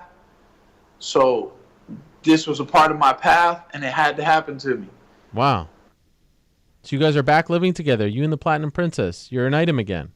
Yeah, she taking care of me, man. So I said that publicly so all these other girls can leave me alone. Okay. You're off the market. You're unavailable. No Unavailable. more. When did that happen? And who reached out to who? You reached out to her or vice versa? Man, we never left, man. Okay. We never left, man. Really. She made it public, and now I'm making it unpublic. we both off the market. Leave us alone. And did you do this? Did you rekindle it after the fight, or was it something that happened before the fight? Before, during, and after. All right. But when you fight for Bellator, will you stop jiu-jitsu? Not training, but will you stop actively competing? Well, you talked about something that was, you know, was interesting. You talked about the state of jiu-jitsu and where it's in now. And I think it's going to make that shift again. It's going to go back from everybody concerned about these super matches and these events. Yeah. Like, for me, I don't care about the rules. Mm-hmm. I just show up to give my best to myself and to the fans. That's what's important to me. In fact, I think the more that a competitor competes in all these different rule sets, he betters himself as a competitor and also gives the fans an opportunity to have some variety and otherwise uniformity. But it's going to make a shift from this professional scene, and these shows are going to die. Oh. They're not going to exist anymore. So this is the right time to go over to mixed martial arts. Well, I'm leaving jiu-jitsu to be a mixed martial artist. Are you retiring from jiu-jitsu? I'm not retiring from jiu-jitsu, but I'm not going to be in the scene as frequent. You're taking a break. It's not a break. A hiatus. It's not a hiatus. What is I'm taking jiu-jitsu and bringing it into MMA. I got you. When do you think you'll debut? I don't know. When do you want to see me debut? January. Who do you want to see me go against? Dylan Dennis. You're a jerk. I want to go against you. I don't think you Come can. on, let's hang. move this table. I just gave you a rash guard. Well, no, L.A. Call your son up and ask him if you can wear it. They're doing a show in L.A., so I figured they are. That's a backyard fight for you now in your adopted home state. So much hate. Yeah, Does but it it's ever get fine, though. tiring? I like it. It makes You it like it? It's exciting, to be honest, because like you could be like Mighty Mouse, where no one really cares if you fight or not. You know what I mean? He's an Damn. amazing fighter. You know what I mean? As a mixed martial artist, but if you ask someone on the street, are you excited to see Mighty Mouse fight tonight? They're probably like, I don't know who that is. You know? Mhm. So, what scares me is to be someone that no one really has opinion about. Sure. You know what I mean? So either you hate me or you love me. You're still gonna watch me. So you never have a moment where you're like, damn, can't these people just show me love? As long as they're talking about you, you're good. Yeah, I don't really care. I don't really need Why all love, the you know? jealousy? Isn't the jealousy kind of like, doesn't it weigh on your shoulders a little bit? But I feel like I asked for it, you know. Yeah. I taught the big game. I'm in the spotlight, and all of them want to get their name out there a little bit more. They see a young, hungry guy coming up. They just want to, I don't know, get their name. And whenever I have a beef with someone, it's always the head of the articles. It's always the headlines. Yes. So, they're just doing smart business. And at the end of the day, nothing is personal. It's all business. What people are desperate for me to feel, and obviously it's MMA. Like I can probably 99% certainly tell you that I'm going to lose. Do you know what I mean? Of course, because every fight I want to go into, I want to step up an opponent. So obviously I'm gonna lose. I know I am, but like James was saying, it's how you pick yourself back up, and that's the way it is. You just got to dust yourself off, take it on the chin, and then get back at it. It's amazing, right? It's amazing that there's so many. Especially, there were always this idea of being sort of jealous or celebrating one's demise isn't a new phenomenon. Nah. This is human nature. But now with social media, it comes right to your phone. You see it. Yeah, it's so escalated now with social media, and obviously the whole world is on social media. So, and it's it's people that are like calling your names and stuff. And normally people that haven't even got a picture on their profile, fake profiles. Yeah. Do you know what I mean? So, I literally don't even have, like, very rarely use Twitter because it's just people have got nothing better to do. Right. Than comment on my life, on me tattoos, or me fighting, or what. No matter what I do, people are gonna have an opinion. So. Been Askren, yeah. Now that dude. So I said something to him too. I seen him. Oh, you saw him? I saw Ben Askren backstage right after my fight. Okay. He was doing some kind of interview, and I was like, "What's up? Like what's up? What's your problem?" He's like, "Why don't you focus on making weight?" I was like, "Why don't you mind your business?" And then I started to tell him some more. He's there with his wife and or whoever that was, and he's trying to do his interview. But I said something to him too. Really? I'm not scared of nobody because what's Ben Askren? What are you stepping to me for? Right. Like for what? You're not a troll. You're not a fan. You're a fighter. Like, you mad because I'm in the UFC? Because more people know about me and my four little fights? And you've been out here wrestling everybody to death for the last 20 years. Nobody cares? Like, what are you stepping to me for? Wow. What? And so I came to him the way I came to you, the way I came to Joe. Like, what's up, man? Yeah. And he got all serious and puffed his chest out of me. I was like, f*** you, bro. Like, Wow. you're a 175-pound man. What you gonna do? What you gonna do? Do you think he crossed the line with his tweet? I don't even know what his most recent tweet was. He just something keeps like, tweeting about me. Mm. Like, how many tweets have you tweeted about me? Like, you were at the Worlds tweeting about me. What are you doing? You trying to help me here? You He trying said to I'd fight any welterweight in the fans. world except Sijara Eubanks. He said what? He said I'd fight any welterweight in the world except Sijara Eubanks. Oh, because he's scared of me. Because he know I smack his ass. That's right. 170. I tell you what, I fought in the gi at 163. He put a gi on. I whipped that ass. You think so? Hell yeah. I'm nasty in the gi, man. Don't nobody know. I'm coming out on fire. I called everyone out. All these punks been talking about me for years. They know what the truth is. They know they don't want to get in the cage with the funky one. And this Joker Jubun, I don't know how to say his damn name. He's a model. He needs to stick to that and stop trying to be a fighter. He said, well, no one's scared of myself. Listen, there's not a tough guy on planet Earth that is not afraid of being emasculated by being held down against his will, being able to do nothing he wants to do for 25 minutes in front of millions of people on live television. That's about the worst thing that can happen to you, Ariel. Okay, wow, you are coming out. You're coming out guns blazing again. Okay, let's take a deep breath here and let's take a step back. Who do you want me to call it, Ariel? We'll get to that. Khabib, I'm the best grappler on planet Earth. Khabib, bring the heat. George, come out of retirement. Just tell me what I got to do, whether it's an amount of followers or beat someone up. You just name what I got to do, George, because you're not saying nothing. Diaz, you guys put down the pipe and long enough to pass the USADA test to get in the cage. Masvidal, you're a bum. Boom, roasted. Thompson, I got nothing to say bad about Steve Thompson, but I know I'll beat him up. Okay. Who did I forget? That's it. We're good. Darren Till. He's the worst. This guy. You know why I was following him, Eric? I was following him because I don't like other people with undefeated records. Yeah. I got an undefeated record. I've been undefeated for 9 years. Darren Till stinks. I'll beat him up so easy. And he wants to talk like he's tough on tour. Hey, Darren, if you're really tough, call the UFC. Tell them you want me in London. I'll come to London. I'm not scared. I'll beat you up in front of all your home fans. Tell them bring Funky to London to come beat you up. Okay, so now let's talk about Donald Trump here for a second. How did this come about? This came about from promises made, promises kept. Ariel, we talked about this in Chicago. We sat down on the couch and I talked about what I was going to do after I won the belt. Did I not tell you that? Yeah, you did. You did. Everything I've been telling you since the beginning has come true, Ariel. Remember when I said champagne and title fights on U.S. soil? Yeah. I'm going to destroy Damian Maia in that dump. I'm going to destroy RDA with my cardio pace in Chicago. I'm going to bring the belt to Donald J. Trump, the leader of the free world, the greatest living man in the world. Come on. Everything I say, Ariel, comes true. Okay, so what was it like when you met him? It was the best day of my life. I can't lie. I mean, we're sitting in the lobby and there's like senators like Lindsey Graham who's going in there to negotiate these big tax bills and immigration laws and all this stuff. And here I am getting ready to walk into the Oval Office and hang out with the leader of the free world. And not only that, he hung out with us for a good solid 30 minutes and just joked and made laughs. He's actually a lot bigger in person than you would think. And he like towered over me. I was a little bit nervous. I thought he was going to get me or something. He put the collar tie on me for a little bit and I was like, damn, wow. Mr. President, you're strong. Yeah, we actually have the photos right here. Everyone's looking at them. He's sitting down. You have this massive smile on your face. You're wearing the hat. What a scene it was. Did he know who you were? Yeah, he knew who I was. Wow. He kept calling me champ. He talked about how he likes wrestling. He grew up wrestling, so he can admire my amateur wrestling background.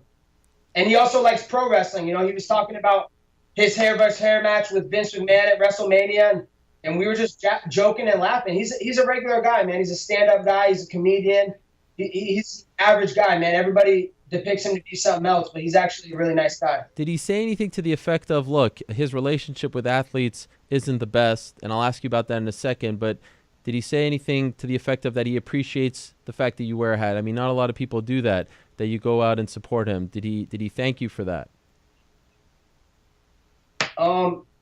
Yeah, I mean, he was thankful that, I'm using my platform to raise him up, raise awareness to his campaign and making America great again. Not like these other liberal Hollywood athletes that, are trying to bring him down. It's a joke. Is that his signature on your hat? That is his signature on my hat. How cool is that? That is cool. Now, did you invite him to your next fight? I didn't invite him to my next fight, and hopefully he'll be there. Just depends on, what he's got going on. Hopefully we don't have to go to war with like North Korea or something crazy happens in the meantime. Now, who's in the room when you're meeting him? Who's what? Who's in the room when you're meeting him? Who's with you? No one's with me. It's just you two? No one else? No Dana White?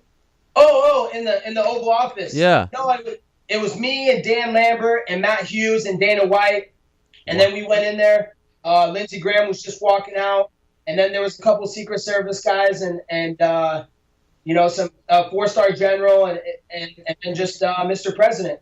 Kind of wild that there you are, giving him the belt, photo op. And on a week where he's battling LeBron James, where, the Eagles and the Warriors say, what kind of reaction are you getting to this? Because not a lot of athletes are campaigning to go meet the president these days. Yeah, it's a mixed reaction. You got one side and you got the other side. But, I love my country. I'm proud to be American. I'm proud to be a world champion. And I think this is how you really should celebrate being a world champion. Bringing your belt to the White House to state that you're proud to be American, because I wouldn't have my opportunity to do what I do and everything that I do without America, my freedoms and my opportunity. Is there any part of you while you're standing there, like, do you have this out-of-body experience saying, I can't believe I'm actually in the White House right now, meeting the president with a belt and all? I mean, this is kind of like, who could have predicted this a year ago? It's everything I always predicted, and I knew it was going to happen. It's my destiny. I told you about this a long time ago. That's why, when my haters want to come out and say stupid things, it's just like, I just laugh at them. I can't help but laugh. That's why I have no feelings, because people say things and they live with their lies. I say truth and I live out my truth. So, it's everything I always have ever dreamed of, and I'm proud to be American. Well, I can see it now. Golden Boy presents Fiddy versus Rampage. The war to settle the score. You come out, you be bouncing in the club, all for the bud. Just to squeeze. Don't. What? Don't do that. Don't do that. You know what I mean? Just to turn the tables on him. No, don't do that. Don't do that. Don't ever try to rap or pretend to rap ever again, Ariel. Don't. Go Rampage. It's your birthday. No. We gonna party like it's your... No. Sorry. No. If I was there, I'd slap you. Oh, what a scene that would be. That I feel like that's actually in the works here. Yeah. You keep bringing up Shell beating me again and see what happens. Don't ever say that shit in person. Don't ever do the interview like that in person because you're gonna need bodyguards keeping you off you. I thought you was my boy, and then you know what I'm saying. That's why I want to come on your show because you know what I'm saying, you doing stuff with mother that's fighting me. And what's up with that? Oh, my bad. That's bias. That's bias, and that's rude. You know what? I've taken your criticism to heart, but on this show, he's not a part of it. It's just me. And if I'm being honest, between you and I, if I had to pick, I'd pick. I mean, you're my guy. We've been through a lot together. So I hope he's not listening to this. But you're my guy. You know what I mean? I would never betray you. You know what I'm saying? I don't believe you. I heard you and Tail y'all like stepbrothers right now. That's what I heard. Y'all like the new stepbrothers. Y'all like best friends. Y'all got bump eggs and all that shit. You and me, we have a lot more in common than I mean, the Jews and the African Americans, we're like brothers. You know what I'm saying? I know that. See, that's what I'm saying. That's why I know that. You know what I'm saying? That's why I get you. You know what I'm saying? But then you kind of hurt my feelings. Just saying. Okay. Putting it out there. All right. Well. The Jews and the blacks, we got to stick together. We're like this. I don't know. You can't see me, but we're like this. You know what I'm saying? That's what I'm saying. Yeah. So I'm very happy for you. I'm happy you came back on the show. I was starting to think it was personal. You were sort of avoiding me and Tiki and all this stuff. Yeah, I was. You were? Okay. So it was personal. you got Chael son on you. So why I want to do a show with somebody just beat me? No, he's not on the show. This is my show. This is Ariel Helwani's MMA show. It is the premier show in this sport. It has nothing to do with him. How old were you when your dad passed away? I think I was 23. Okay. Yeah. Do you ever think what he would say about all this? He'd have loved it. He'd have absolutely loved it. Yeah. I think about it all the time. But yeah, one of those things. What do you think he would get more of a kick out of, like you doing the TV stuff or you being the competitor? Oh, I'm sorry. You know what? I option 3. I thought you were gonna say a antagonist or something along those lines, because he would have soaked that. He would have soaked that up. He would have loved it. Oh, he'd have loved it. We used to watch WWF back when it was WWF as a kid. We only cheered for the bad guys. Really? We never cheered for the good guys. No, we always wanted Ric Flair to figure 4 Hulk Hogan. Yeah, we're the only ones in the crowd. That's amazing. Yeah, we always cheer for the guys with the black hats. So I think he would have had some real fun with it. Do you think you do this out of tribute to him? Definitely. Really? Yeah. So you think if he was around, he would be pushing you to do it more? Yeah. Wow. Oh, do you mean the antagonist? Yeah. Oh, I don't know. See, my dad was real interesting about that. He would secretly love it. He'd probably tell his buddies. I don't know if he'd ever mention it to me. But, he used to bring me down to this boxing gym when I was just a teenager. And they had a bar right next door. So before you know it, now his buddies are coming down to boxing practice. And now they're all over at the bar before they come over, and they're wanting to hand out 50s to anyone that'll spar with me and things like that. I didn't know how to box. It's like, Dad, what are you doing? Yeah. Oh, God damn it, you'll be just fine in there. And if you're not, then, well, yeah, he used to do stuff like that all the time. He had ample amounts of faith in me, but many times his idea of how good I was not as good as he thought I was. Interesting. Yeah, at many different things. And he'd always confused. No matter how many times I would get my ass kicked, it would surprise him every time. So do you feel like he would be like your mom in a sense that he would be correcting you after your fights? You didn't do this right, you didn't do that right, even though you won, even though you were dominant? I don't know that he'd say that much to me, but he would pull Clayton aside. Interesting. Yeah. I can't talk. I do what Clayton says. I don't talk to Clayton about what I think. My dad probably would. Okay. Let's go get a beer. Okay. Coach, let's go get a beer. He'd probably share his. Yeah.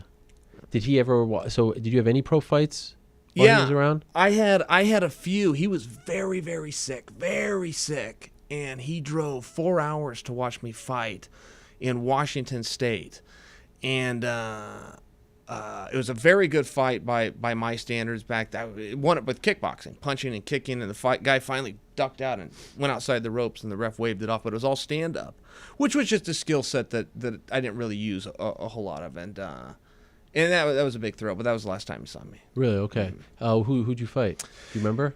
Yeah, I do. Justin Hawes. I was trying to think of it as we were doing this conversation. A guy named Justin Hawes. Okay, and he passed away from cancer, right? Yeah. Wow.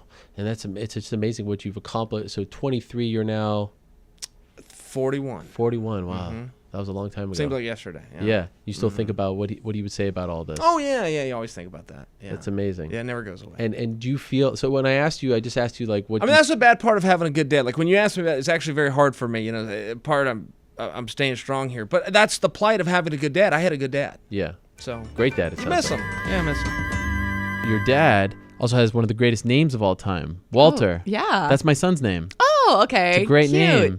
I love that name. One of the all-time great Yeah. names. And he was in the news He's earlier more this famous year. than I am. Yes, Yeah. he's on CNN. Yeah. He's in the local news. The crazy thing about He was on these a Steve Harvey stories, show. they don't even mention you. They don't mention that you're like it was like at your like victory party. belt party. You're in the back with the belt, but Mhm. he's that famous that you're kind of like. I love it though. It's totally fine. I think it's so awesome. For those that don't know, tell us the story. So Walter and his buddy, Uncle Robbie. Uncle Robbie. Tell us the Mhm. story. So basically, my dad, he never knew his biological father growing up. He just knew that he was a wartime worker that came through the islands, and my grandma had him. And so anyway, his whole life he's been on a search for him. And recently with like Ancestry.com, 23andMe, all those websites, we were able to get him DNA tests just to see what would happen. So for his birthday, we got him the DNA tests, and a few months later, he gets this really high match that says like, oh, you share half of your DNA with this person. We think it might be a half brother. And when he clicks on the profile and sees the contact information, like the email, he's like, oh my goodness, I think this might be Uncle Robbie, which is one of his best friends growing up. They grew up together at Punahou, played football together, and they were actually classmates because my dad repeated a grade, Uncle Robbie skipped a grade. So they, even though they're siblings, like they were classmates. And it was so funny too, because prior to us finding out all of this, I met up with them in Vegas. I was actually doing something for Bellator in Vegas, and I walked up to Uncle Robbie thinking he was my dad. Oh. And he turned around. I'm just like, oh, I'm so sorry. Like, so they kind of look alike. Totally look alike. Yeah. And we would always tell them, like, guys, it looks like you could be brothers or something. Turns out they are. My grandma had a secret baby back during the war, and it was my Uncle Robbie. She gave him up for adoption and everything. So on top of that, we were also able to find my dad's actual biological father. Oh. And turns out he has like 4 other brothers on that side. They all came to my fight at Pechanga. Oh. And so it's just been awesome. Like every question my dad ever had, we were able to find out for him. And now him and Robbie, attached at the hip. That's amazing. Enjoying the retired life together. And so did he meet his biological parents? Are they still alive? No, they're not. That's my dad's like unfortunate. 74 or something. Okay. He's pretty old. Okay, so you never actually got to meet them. No, but Okay. he was able to meet all his new brothers, and it was a really cool family reunion at my fight. Can't imagine. Yeah. And were they, it's probably hard because they're not alive, but was he able to find out why his mom gave up Robbie for adoption? Yeah, it was. It's kind of a crazy story. They got to make a movie about it. Yeah, it sounds like it. Basically, she had 5 boys, and the 3 middle ones were the ones that she gave up. Whoa. Yeah, but it was just crazy times during the war, and something like her husband was in prison. I don't know. It's all these like crazy dark family secrets. Damn. But yeah, so. We were able to unravel the mystery and everything, but we totally understand my grandma's decisions with all of this, just because it was just nuts back then. Was anyone with your dad when he found out? I believe my sister was. I can't imagine his reaction. Yeah. Like it's one thing to find a brother that you have not met or haven't, had any interactions with for 50 years. It's your actual like best bud? He ends up being your brother? Yeah. That's insane. So I'm sure you saw, if you watched the videos and everything of the reveal, it was super emotional. Yeah. Everyone's crying but yeah, it was perfect. Everyone's like, oh, they took away, they stole your thunder from your belt party. I'm like, no, I don't care at all. This is so much better than I could have imagined. Incredible. And it was right before Christmas, right? Mm-hmm. Yeah. You can't script a better story than this. Yeah. Can I share pain? That's something that nobody knows. So okay. I finished the fight with Lyoto, and next day I went with my mom to buy her medicine, and then I'm there. And then I see a guy with no teeth, and then I go, and I was leaving, my mom's in the car. The guy come to me and say, Victor, can I talk to you for a second? I say, sure. I said, I know who killed your sister. I was in jail with him. I just left jail now. Imagine the next day, Sunday, I'm going to the airport. My mom's taking me to there. My mom's in the car. I'm outside.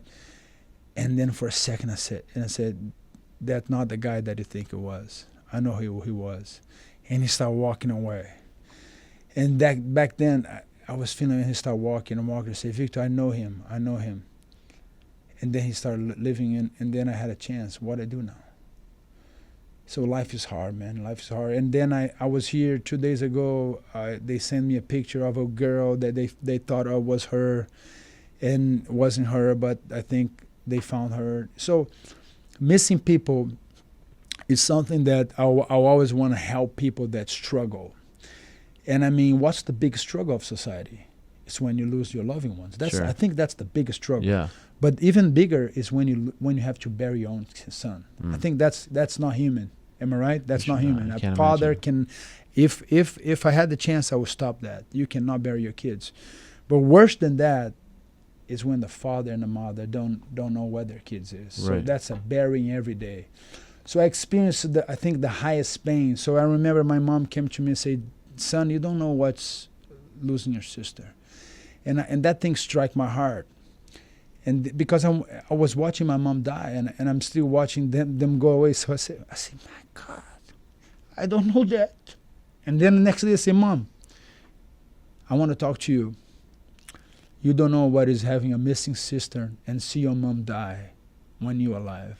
And then she realized that my pain is not bigger than your pain. So I don't know what people go through struggle, but sharing is the only way to improve society. And sharing means include your personal life. I'm a public figure. So if I use my pain as a way to increase somebody is a medicine. And if you share your pain with me, you bring me medicine. So we live in a world that everything is so business, make money, be successful, go over, doesn't care. That when we see that this is still real, we still have real athletes, real fighters, real businessmen, real agency, because it's hard to see authenticity and sincerity in people. And I don't mind sharing. Sharing my defeats, sharing my glory. Yeah. That's what we do. Like you said, I love when people see you chanting. I love when I can connect to a fan in the street or whatever, when I can share to a post or whatever. So that's a real letter that I write for her every year, and I'm going to continue to do that. And like I said, I believe one day we're going to have all the answers for us, but now the world is not right and we don't see right. So do you think you know who did it? It's hard. It's hard to, I kind of know, but like I said, we don't have a conclusion. And like I said, things can change. You never know what's happened. I say, if I don't have a conclusion, if you don't see the body, if you don't see the proof, until you see it, you don't have a crime, right? Sure. So it's hard, but we know how it was, and so kind of we know a line of how the crime was. It's sad to see people, they don't care. So another thing people don't understand, do you know the third most lucrative, how you say? Lucrative thing in the world? I feel like you're going to say like trade, human... Sex traffic. Yeah, sex traffic. Yeah, horrible. And why sex traffic is so lucrative is because they don't understand the crimes that go behind that. And Gisele Bündchen? Yeah. Her city is where women get taken so much. So it's sad to see that behind the missing kids or whatever, has so much crime involved, traffic organs, and you name it. And it's sad to see the world the way it is, but I think we are here to make a difference, and I think you are, and I am, and so many people, and your show. So we're gonna share our stories, our glories, and our defeats. But now that your kids are older and they know, like, they go through the training camp with you and they see the whole build up to a fight, and then when you explain to them the next day what happened, does that make it almost worse in a sense? Like when you don't have kids, you just kind of deal with the loss, you move on, but now you have to actually explain it to your kids. Is that the worst? Oh, that's terrible. It's terrible. You talking about it now? Listen, I have no regrets with this fight. I really don't. I feel good about it. I get it. But telling my kids is something like right now, even thinking about it, it makes me emotional. It's crazy. This one was. They're always tough, especially when you lose. My first was the worst, and then this one was pretty bad only because now my kids are getting even older, right? And so they're getting it more. Right. They're more involved. They know who I'm fighting. They know, what they're good at and what I'm good at, and they've known what I've gone through and like what I've accomplished, and then losing, and then now coming back, almost fighting for a title. Like they understand the whole logistics of it all. This past one, my daughter, like, it was tough. I came in the room right after the fight. I went back to the hotel room, and all my kids were sleeping. But I guess someone had gone into the hotel room where my kids were, and my daughter overheard them talking about my fight and that I lost, and she overheard them. Oh, no. So then she woke up, and she was asking, she wanted to see me. Damn it, Ariel. Have I cried on your show before? This is terrible. Man. I love my kids. I love my daughter. But basically, she was praying. She was blaming herself because she fell asleep as she was saying the prayer for me. Oh, man. She was saying a prayer for me to win, and then she woke up and she overheard them saying that I lost, and she kept praying. She thought it was like a dream, a bad dream, and she was just kept praying until I was there, and I had to tell her, stop, damn it, Weidman. I had to tell her, no, it really did happen. It's not your fault, and it's all good. It's part of God's plan. It's all good. Oh, man. Damn it, you made me cry. I'm sorry, you're making me cry. You put the camera just on him. This is embarrassing. You're making me cry. Wow. That's a horrible story. It's terrible. I tried to slow it up so I wouldn't cry, and I still cried. I'm sorry. I'm sorry to ask you that. You're not sorry. No, this is what you live for. It breaks my heart. It breaks my heart. Trust me. I'm not even that. I'm not that heartless. I could actually start asking you about your kids right now, but I wouldn't do that. Yeah. Oh, what is Eric bringing in the tissue boxes? Jeez Louise. But CJ is like the bigger fan. Yeah, CJ was crying. CJ was crying. But the just thing is, I'll be honest. Let's just CJ. But I'll be honest, CJ. I missed that. He woke up in the morning and I wasn't actually there, and so he was hysterical, but I wasn't there. Okay. And then when he seen me, he was a little bit stronger, and I was able to like explain it to him. But when I wasn't there, my wife had to endure that, and man. I heard that wasn't easy. What a saint she is, having to deal my wife with is my wife is an amazing woman. Any other plans while you're in New York? My cousin better take me to see the Statue of Liberty, and she better take me around because she has not done that yet. Oh. And we haven't done much. I've cooked dinner for her a couple nights, and then I went to New Jersey, and I did get to experience your train station. Yes. Which one? I went from New Jersey to New York. Newark to Penn Station probably. Well, I started at Penn Station, and then I accidentally got on the wrong train, and then I went to Newark, and I had to stay there for an hour and a half and wait for another train, and then I had to figure it out because my phones died. Okay. Oh, both of my phones. So it was pretty. It was. Why do you have two phones? One for the plug and one for the low. What does that mean? It's a song. What? It's a song. Oh, okay. I got two phones, one for the plug and one for the low. No? Okay, it's a rap Who song. sings it? I'm usually up on my rap game, but not that one. I don't know. I don't know. Now the low is like that's on the DL. Yeah. And what's the plug? It could be the job. Oh, I feel like you're not telling me the truth here. So do you really have two phones? I do have two phones. Why? I have one phone no, actually it works out really well. Okay. So one of my phones. Except for when they both die. Yes, except for when they both die. That's bad. But one phone, it has all my social media on it. It's kind of like the phone number that I'll kind of give to whoever. It's more of a public phone. And then I have my other phone that is more like family and personal. So if they don't get a hold of me on my main phone, they can contact me on that phone. But that phone also has all my music on it. And I don't have any social media on that phone, so that when it's time to like train or do something, my music and everything's on the one phone. If I need to use it, if someone needs to get a hold of me, they can. But I don't allow for my social media or any distractions. Oh, okay, I like that. You're running, you don't want people to bother you and things like that. Now, the number I texted you on, is that on the first phone or the second phone? That's on the second phone. That's on the personal one. Whoa, look at me. Yeah, I like that. I made it. Yeah. So I'm the plug. You're the or plug. Or am I the low? No, you're the plug. All right, okay. Well done on my part. That's awesome. A one-of-a-kind character, the father of the notorious Conor McGregor. Of course, he's probably very excited for October 6th. But a few weeks back, he made headlines. He went viral when he posted this clip on social media about the DART system over in Ireland. Let's play the clip and say hello to Tony. Okay, everybody. Good evening. I just to let you know about my travel experience on the DART this afternoon. That's the rail system that Dublin City operate. It's called the Dublin Area Rapid Transport, something like that, DART, that's what it stands for. Anyway, I was none too plussed with my experience on the DART. When I got to Lansdowne Road Station, I tendered a brand new crisp €20 note into the automatic machine, looking for a single ticket to Dunleary.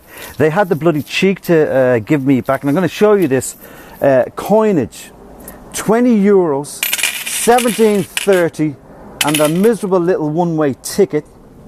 They gave me all that coinage. I have no room to put those coins anywhere. I wear a slim fit, hand-fitted Hugo Boss suit. And in vintage McGregor fashion, he turned that clip into a sponsorship deal. The one and only Tony McGregor joins us right now. Mr. McGregor, how are you? Good evening, Mr. Helwani. Yes, I'm very well, thanks very much. I had good fun with that, Ariel, to be honest with you. I had a good fun day, and it just, there was a bit of humour, and on the back of that, I was appointed a brand ambassador for a soft mineral drink, Lucozade Zero. So really and truly, I'm just having great fun with it, I'm Mr. Ambassador now, by the way. Mr. Ambassador Tony McGregor. So you were handing out free rides on the DART system on Friday in association with Lucozade Zero. You're their ambassador for the day. Does that blow your mind that your little video over there captivated so many people that it led to that? Yeah, no, I had good fun. I mean, the whole thing was orchestrated very well. The whole campaign was fabulous. I had an input into the campaign as well. I mean, the red suit was my idea, so the Lucozade people were just blown away by them. And I brought an energy and happiness on the day. And, to weary commuters, it was a cold, wet day. So we were there cheering them up with free travel cards and free cans of the Lucozade Zero drink. So, we had good fun on the day. And have you heard... Happiness on a dreary Friday morning for the commuters of Dublin. Oh, yes, it's wonderful. What a brilliant idea on their part. Have you heard from the DART about trying to fix this issue? I actually met I met some of the big wigs of DART and the Irish rail system there. Very nice people. Had good fun with them as well, and they're all there doing the job as well. So I had good fun on the day. Things were good between all of us, between Conor, myself, and Khabib. We saw Khabib often at, shows or, different Reebok launches or whatnot. We were always very respectful to each other. I always made sure to come up, shake his hand, say hello, ask how he is. And, we both done the same. It was all good. Until that all changed when, for some reason, and I don't know why, but Khabib started calling Conor a chicken. I'm not sure why he wanted to do that or why he started to do that, because everything was just fine before that, and Conor had never said anything bad towards Khabib. And for some reason, Khabib decided, to start calling him chicken. And now it might not sound very serious to you guys, but just so you know, chicken is one of the most severe insults you can give a man in Russia. In fact, you call someone a chicken in Russia, that is a person that, gets raped in prison, you know, in male prison. That's what a chicken is in Russia, and Khabib knows that, and everybody knows that. So it is a very, very, very severe insult. So I'm hearing all this, and I see this, and Khabib keeps going on with this chicken here, chicken there. At every interview, he's calling Conor chicken, chicken this, chicken that. And again, Conor is still respectful, not saying anything. We don't really know where this all coming from. Khabib was very respectful beforehand, and now I guess the more, you know, he says chicken, he sees all the media, you know, picking it up. He sees all the attention, and I guess he enjoys that. He wants the PR, and he keeps going with it. Now, this goes on for about a year. And then in an interview, I get asked about this. A Russian journalist asked me, what can you say about Khabib calling Conor chicken? Now, of course, you know, me knowing the severity of this insult, I had to respond, you know, in a hard way. And I think anybody would have done the same. If I didn't do that, then what kind of friend am I? Do you know what I mean? So, of course, you know, my response was very harsh, but I spoke facts. You know, I talked about Khabib himself pulling out from all the fights all the time, and the fact that Conor has never pulled out, and I was like, how can he call him a chicken when he's the one pulling out all the time, but Conor, you know, never pulled out. Look, it was a harsh response, but, you know, given the situation, I thought it was an appropriate response, and I didn't see how I could not respond in that way. And to be honest, if I was asked 100 times with the same interview, the same question, my response would have been the same, even though knowing what has happened since then. Now, after that, this interview that happened, that was about 2 years ago. Since that interview, I had seen Khabib many times in Russia, in Moscow. You know, we were at the same events with fight nights. You know, I've seen him. You know, he's never said anything to me, never came up to me, never done anything until this time in New York. I had my fight, and I saw him in the corridor, and I was doing an interview with one of the UFC staff. He was standing beside me, and I had the UFC phone in my hand, and I was doing an interview on the phone. Khabib saw me. He was alone first. He approached me alone first, and we had, you know, a very harsh exchange of words, but there was no contact at all between us. He was alone, and I was alone. And then he walked away from me, and literally moments later, he ran up to me with all this big gang of guys, and suddenly he got brave, and he started to get physical and all this. Now, I was a little bit kind of taken back and a little bit shook. I'm not going to lie. You know, a million things were going through my head. You know, he was the main event at the time. We're at the UFC office. We're not, you know, in the hotel. We're not like on the street or anything like that. So I'm kind of, you know, taken back by all this. And throughout this whole thing, even when he first approached me alone, and again when he approached me with the guys, he kept asking me the same thing. Why did you say that? And I kept repeating the same thing. I said, look, you've called my brother a chicken. How could I not respond to you? If somebody called your brother a chicken, you probably would have responded the same way. And he just kept saying, none of your business. That's none of you. Why did you call me that? Why did you say that? Over and over and over again. And I said to him, I said, look, I didn't say that to you directly. I said that in response to you calling him a chicken. And that was it. So that's how that all happened. When he approached you, and we're seeing some of that video right now in the hotel in Brooklyn, how physical did it get? No, I mean, it wasn't like crazy physical or anything, but, you know, it was obviously insulting. You know, he grabbed the back of my head, you know, and yeah, you know, she was, like I said, he kept asking me the same thing, and I kept telling him the same thing over and over, the same. I answered you because you called Conor a chicken, and I had to respond to you, and that was it. And for those of us that obviously don't speak Russian and didn't see the interview, could you tell us exactly what you said that bothered him so much? Like, do you know, was it a word or two that you said about him in that interview in response that really got under his skin? Yeah, well, it was the whole thing. I just kept saying, look, he's the one pulling out the whole time. He's, you know, he's pulled out whatever 5 or 6 times, you know, and Conor's never pulled out. How can he call somebody chicken? You know, Conor has fought with all kinds of injuries. We all know that he fought with no ACL, and Khabib pulled out with lesser injuries. You know, he pulled out with, I believe, a meniscus tear. You know, like, look, it was a harsh response. I'm not taking that back at all.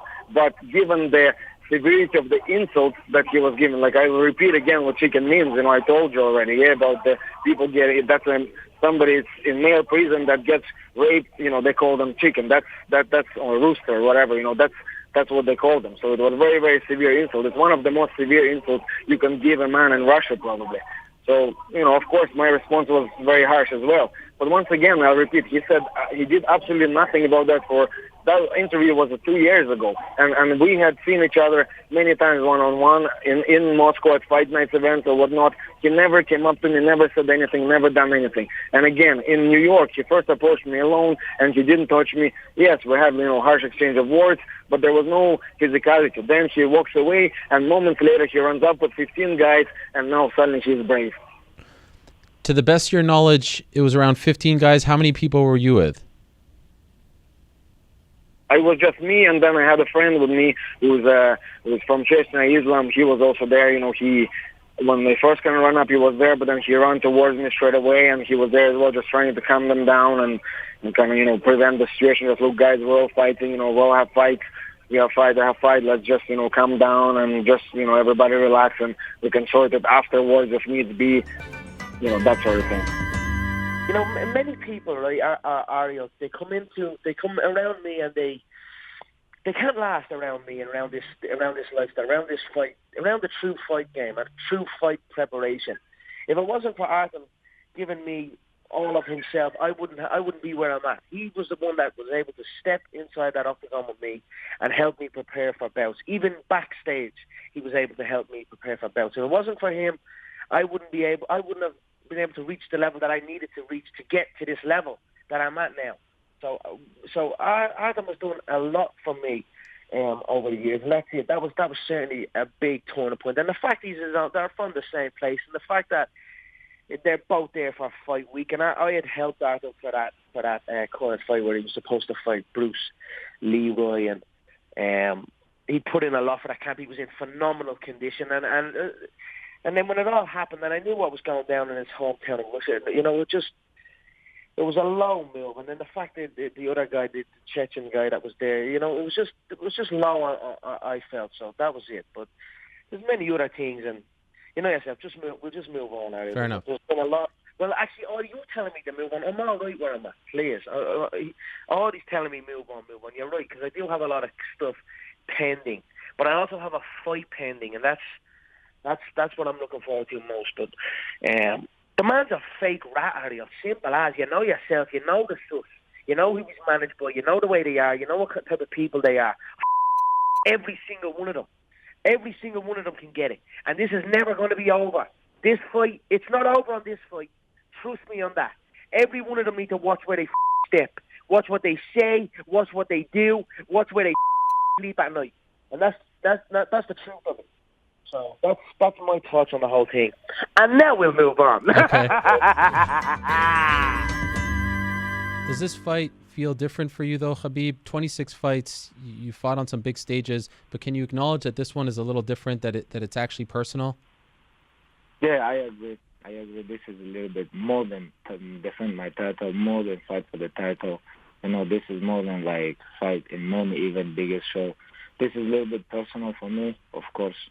And, I want to make this guy pay, This guy going to pay about everything, what he say, what he did. And, it's like 5 days. I'm very happy. We're here now.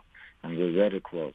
And, and I'm not underestimating this guy. I know this guy has good timing, good boxing.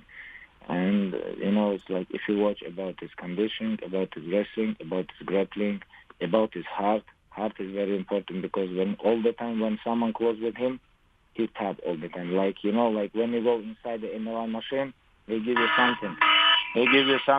Like you feel, if you feel something like panic or something, you have to put. So you can touch. This is like this. When you're on top of him, and when he tired, he all the time tap. And he tapped 4 times already on his 30 years, and for number 5.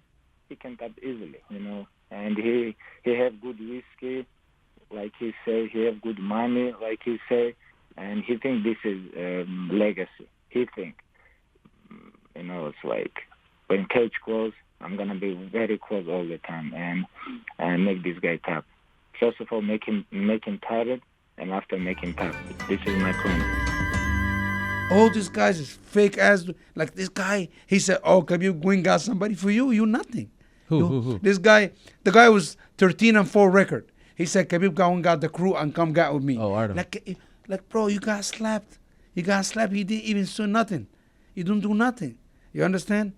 And it's all good, man. Why do we want to keep this going? It's not keep it going, but Because the whole thing is, I'm a gonna defend my deeply turf. personal fight. These guys, my brothers. You were a part of the story. Connor Bro, called you a terrorist. Brother, listen to me. Listen, let me ask you a question. Yes.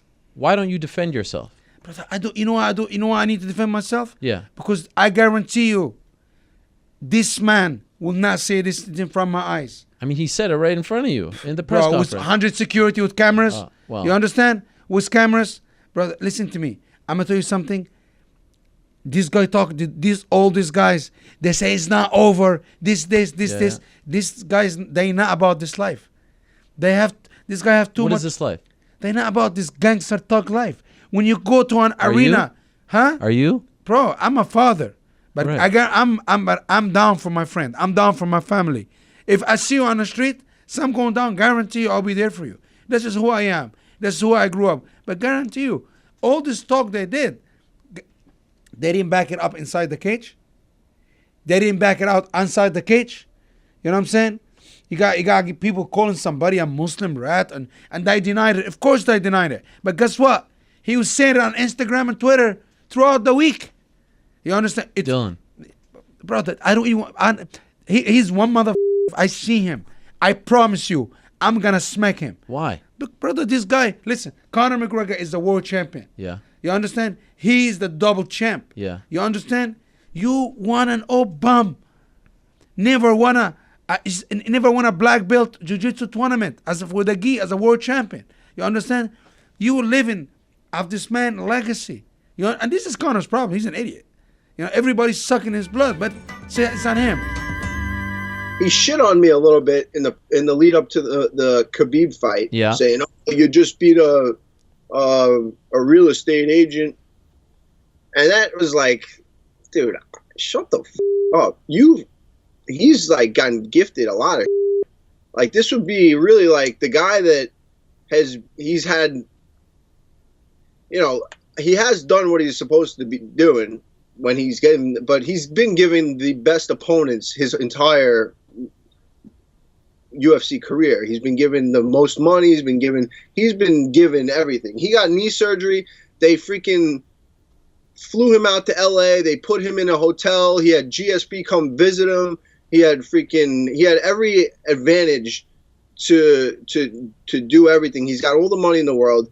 Me, on the other hand, I freaking fought and scrapped for everything. He got on the mic. He goes, "Dana, bonus 60 G's, baby." And here you go, Conor. Me, I had to freaking curse out the boss. I freaking cursed out the boss of the UFC, and I still got a bonus. How about that? Ask for a knee surgery. They say no. They told me I couldn't get the knee surgery I wanted. I did all the research. I did everything. They told me the hospital I wanted to go was too expensive. Now that hospital is partners with the UFC. Now it was like I couldn't believe, you know. So I'm the guy that's fought the UFC and still made it. Conor McGregor was freaking like kissing. He was like buddy all the way up. It was like freaking, you know, oh yeah, give me this opponent. This is who did he fight? The top 10 in the lightweight division is stacked, and he went right to the top and fought a guy that was probably his best stylistic matchup. You know, you see what happens when he goes there against Khabib. Khabib made him look like an infant. You know, he fought tough, he did, but he could practice his wrestling all day long. He could spend all his money and bring out the best wrestlers in the world. But I spent freaking 2 summers when I was in high school at J. Robinson 28-day intensive camp in Minnesota. I'm sure when Conor McGregor was that age, he was freaking, he was probably on his summers hanging out with his friends. Who knows what he was doing? But he was not in freaking the trenches with the guys that wanted to become the best in freaking Minnesota. I live on Long Island. In freaking the summer in July, I'm going to Minnesota to wrestle. Are you kidding me? There's no way that this guy has it. Kevin Lee didn't have it, and this guy doesn't have it. When it gets tough, they just mentally, they check out. And I'm not. It's the same thing. It's the pomp and circumstance, freaking outfits, all that. Shit. Oh, good for you. It's not gonna. It's not make. It doesn't make one difference. I'm a different breed in there. They know they're gonna have to kill me. And when you get in there, they feel different. Masvidal felt it. Everyone's like, "Oh, Masvidal didn't look the best. He didn't look the best against Al. Khabib was exposed against Al. You know, his boxing's not that good. He's amateurish in his defense." And then he goes down, knocks Conor McGregor down. And then same thing with Kevin Lee. Kevin Lee he looks like an animal. You know what I mean? He is an animal. He's destroyed, but he felt something different in there. I was his daddy for 25 minutes. He knew that there was no way he was winning that fight. The second that fight started, he totally changed. God bless you, Al. Let's go, Ariel. Come on.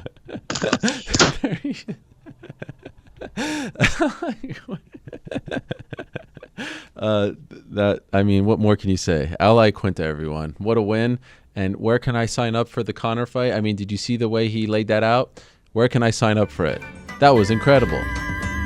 You know, I always says that the thing that excites me the most, it's when I could be the first to do something. You know, when something cannot be done, people doubt me. They're like, "Oh, it's impossible to do. You would never do that." And then he's a great champion in terms of legacy. I can't think of a better man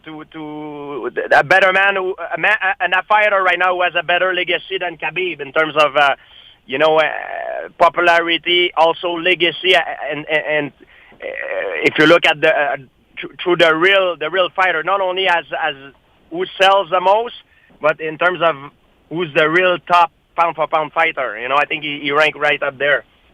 Do you think you can make 155? I think I could. I'm not 100% sure. I think I could. Yes, if I'm.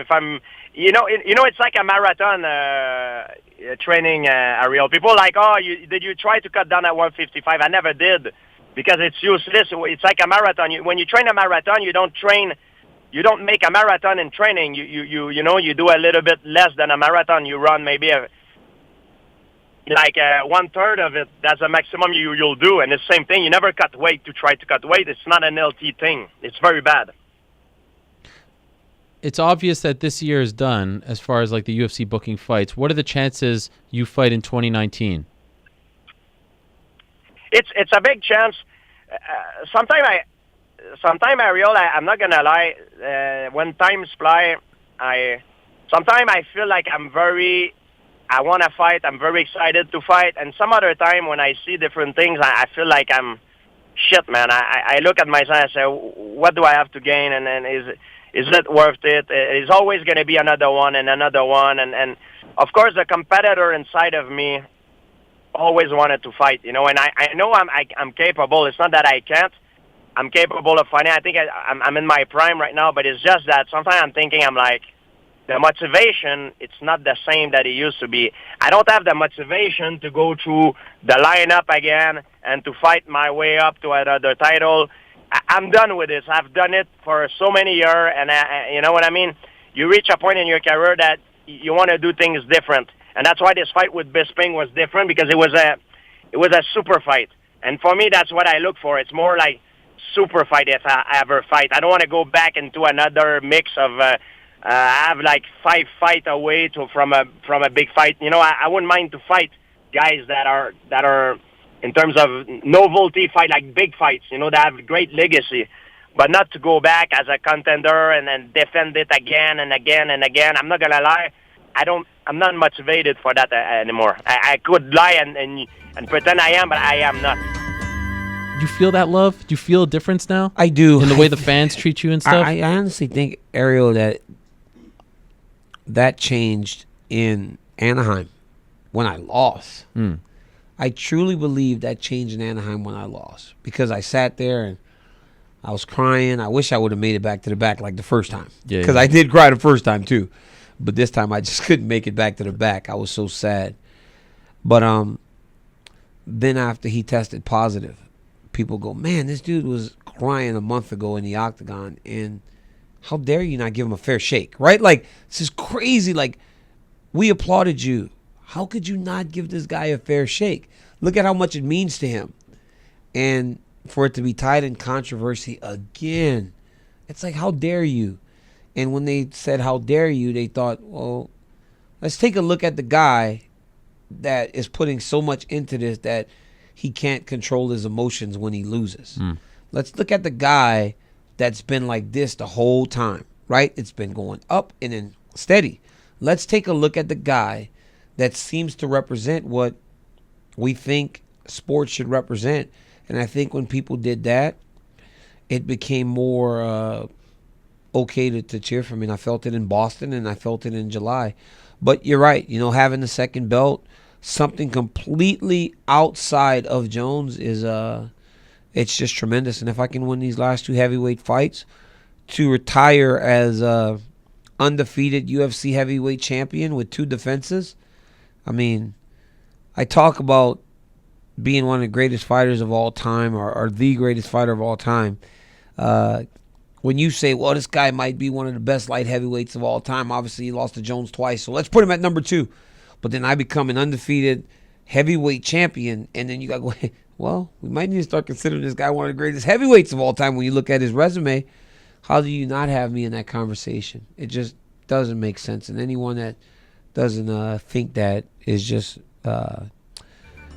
stupid. In your mind, do you have an endpoint? Do you have an age where you say, like, I don't want to keep going after this? I feel unsatisfied. I feel like I've accomplished so much in the sport, but I feel like some of my troubles have made me just unsatisfied. Right.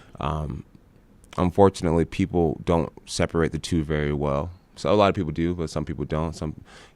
I've had an extraordinarily beautiful career inside of the octagon. Outside of the octagon, it's been very rocky as of late.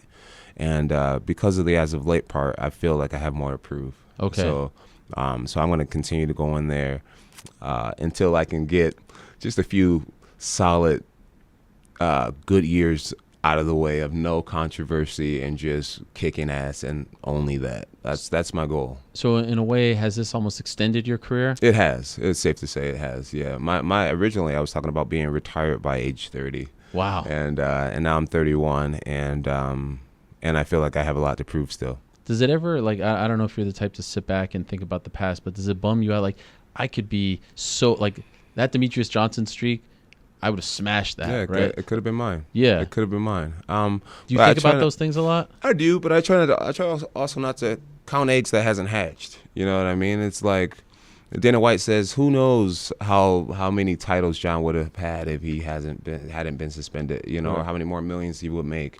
But who knows what else could have happened? Who knows if I would have gotten in a fight that would have seriously hurt me or injured me or lost, or you just never know what would have happened. So I just try not to count eggs that hasn't hatched.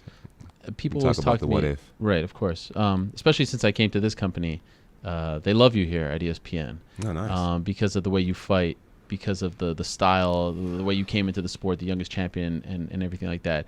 And I always hear from people, you know what 30 for 30 is, right? Yeah. The documentary series. Yeah. John Jones. Do a 30 for 30. That's going to be a 30 for 30. You can't do it now because your career is still going on. But because of everything that you've been through, are you worried that, as you just said, like some of those things that have happened recently, that's going to be the first thing people talk about? He was so great, but, and maybe if you go through a streak of 10 years with nothing, you can push that to the back burner, and it's not at the first sentence. 10 years is a long time. I'm a wild boy, Ariel. 31, you could go to 41, no? Yeah, no, well, without anything crazy happening. With my crazy self. You can't guarantee it. I'd like to, but nothing's guaranteed in life.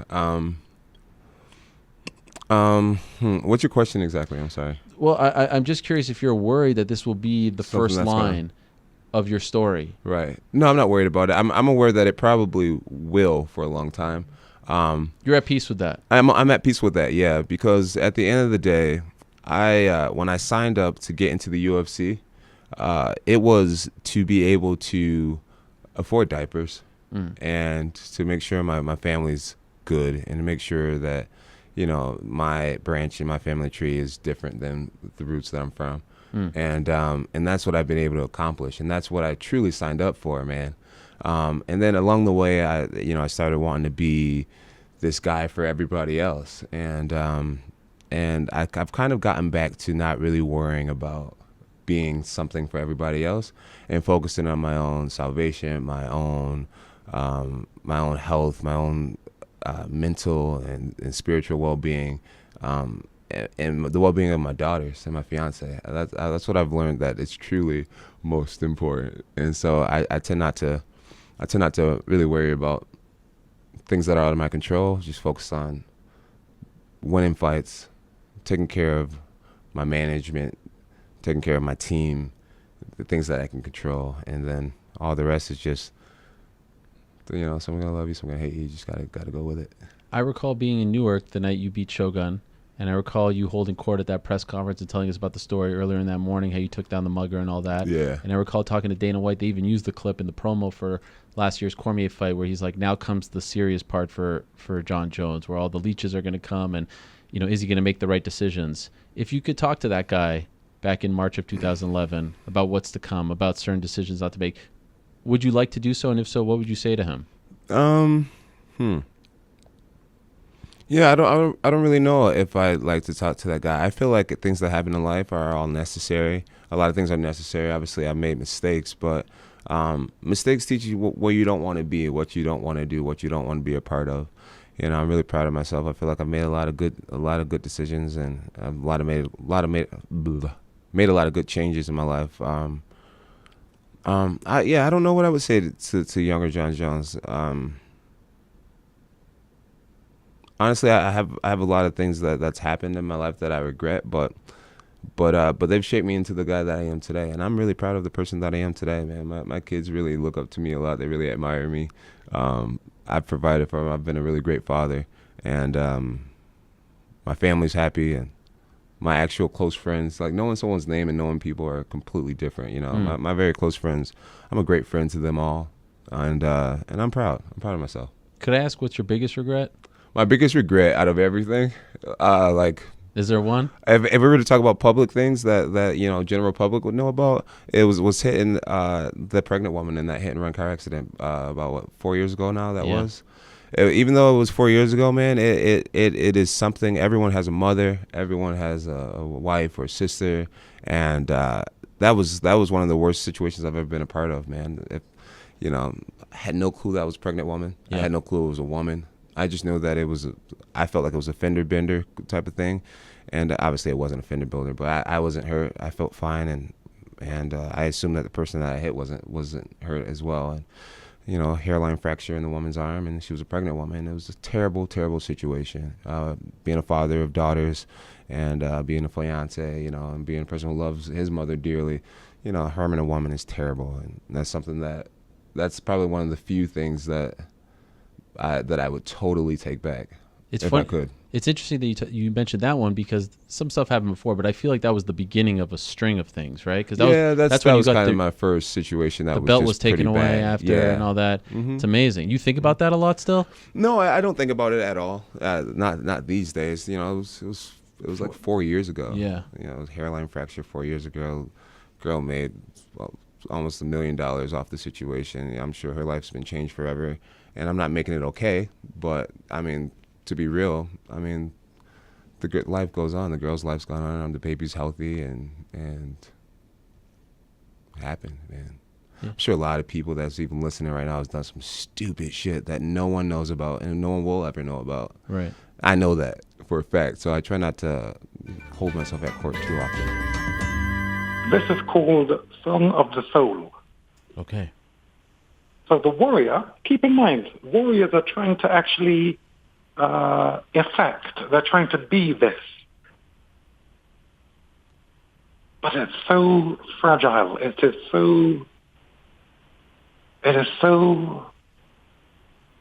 a juxtaposition. You are a warrior, and at the same time you have to be gentle. Fierce, most certainly, in combat. But the mindset is that of a teacher. In the martial arts, they use the word sensei. Song of the Soul. So if you can imagine, this is what makes a great fighter. It goes as follows. Okay. Ego. Ego says, I am neither ego nor reason. I am neither mind nor thought. I cannot be heard or cast into thought, nor by sight or smell ever caught.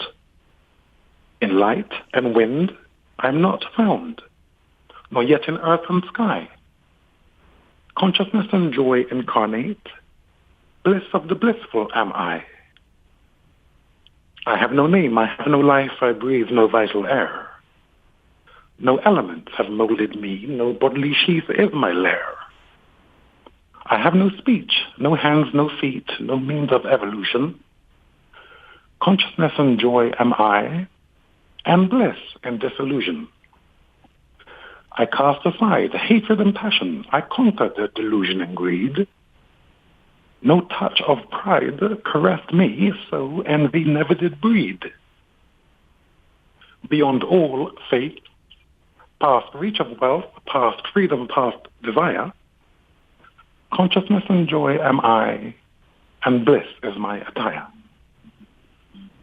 Virtue and vice, no pleasure and pain are not my heritage. No sacred texts or offerings, nor prayers, nor pilgrimage. I'm neither food, nor eating, nor yet the eater am I.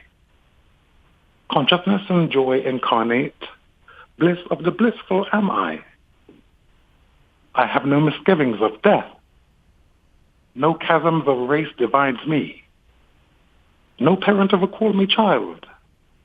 No bond of birth did tie me. I am neither disciple nor master. I have no kin, no friend. Consciousness and joy am I, and merging with bliss is my end. Neither knowledgeable, knower, nor knowledge am I. Formless is my form. I dwell within the senses, but there is not my home. Ever serenely balanced, neither free nor bound, consciousness and joy am I, and bliss is where I'm found.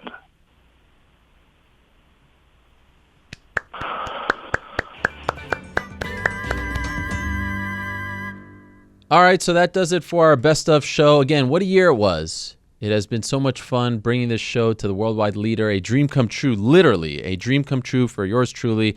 I can't believe that we've done 6 months. I can't believe the names that have stopped by. Most importantly, I want to thank the fighters. I want to thank the managers. I want to thank the promoters. I want to thank every single guest that's been on this show over the past 6 months and over the past 9 years.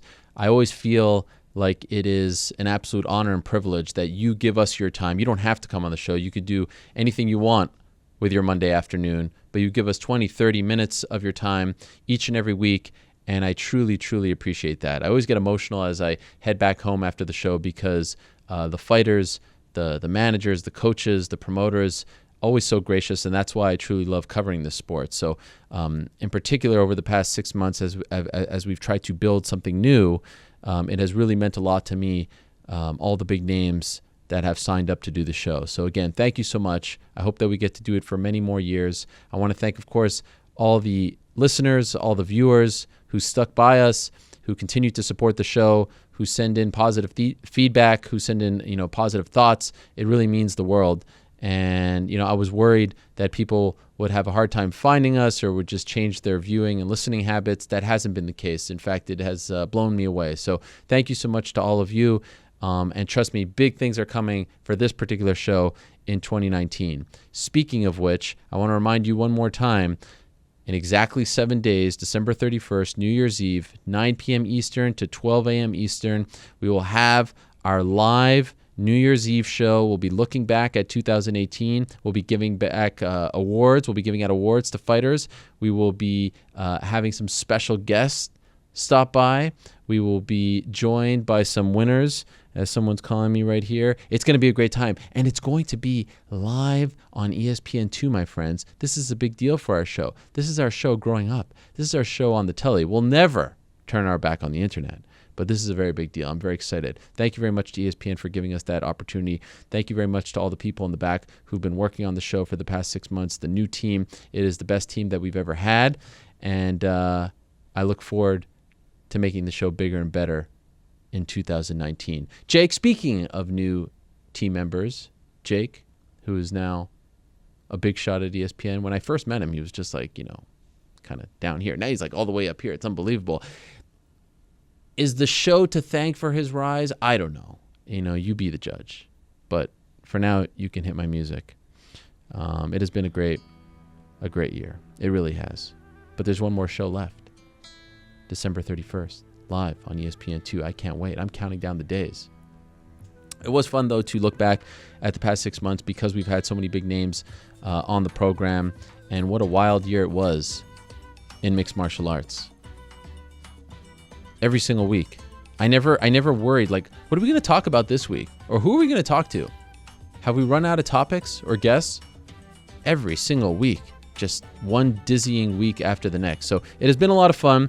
I appreciate everyone who tuned in, not only this particular week, but over the past 6 months, who stuck by us and who have subscribed on iTunes or on Stitcher or our new YouTube page, youtube.com/ESPN MMA. It has been my honor. And so if you are celebrating the holidays, I hope you have a happy holiday season. I hope you enjoy a safe holiday season with your loved ones, family, and friends. Enjoy UFC 232, which is just a few days away. And then we will see you back right here on the telly, December 31st, New Year's Eve, for our award show. I can't wait. Back next week. Same time, different place. Actually, different time. Until they say peace. I'm out of here.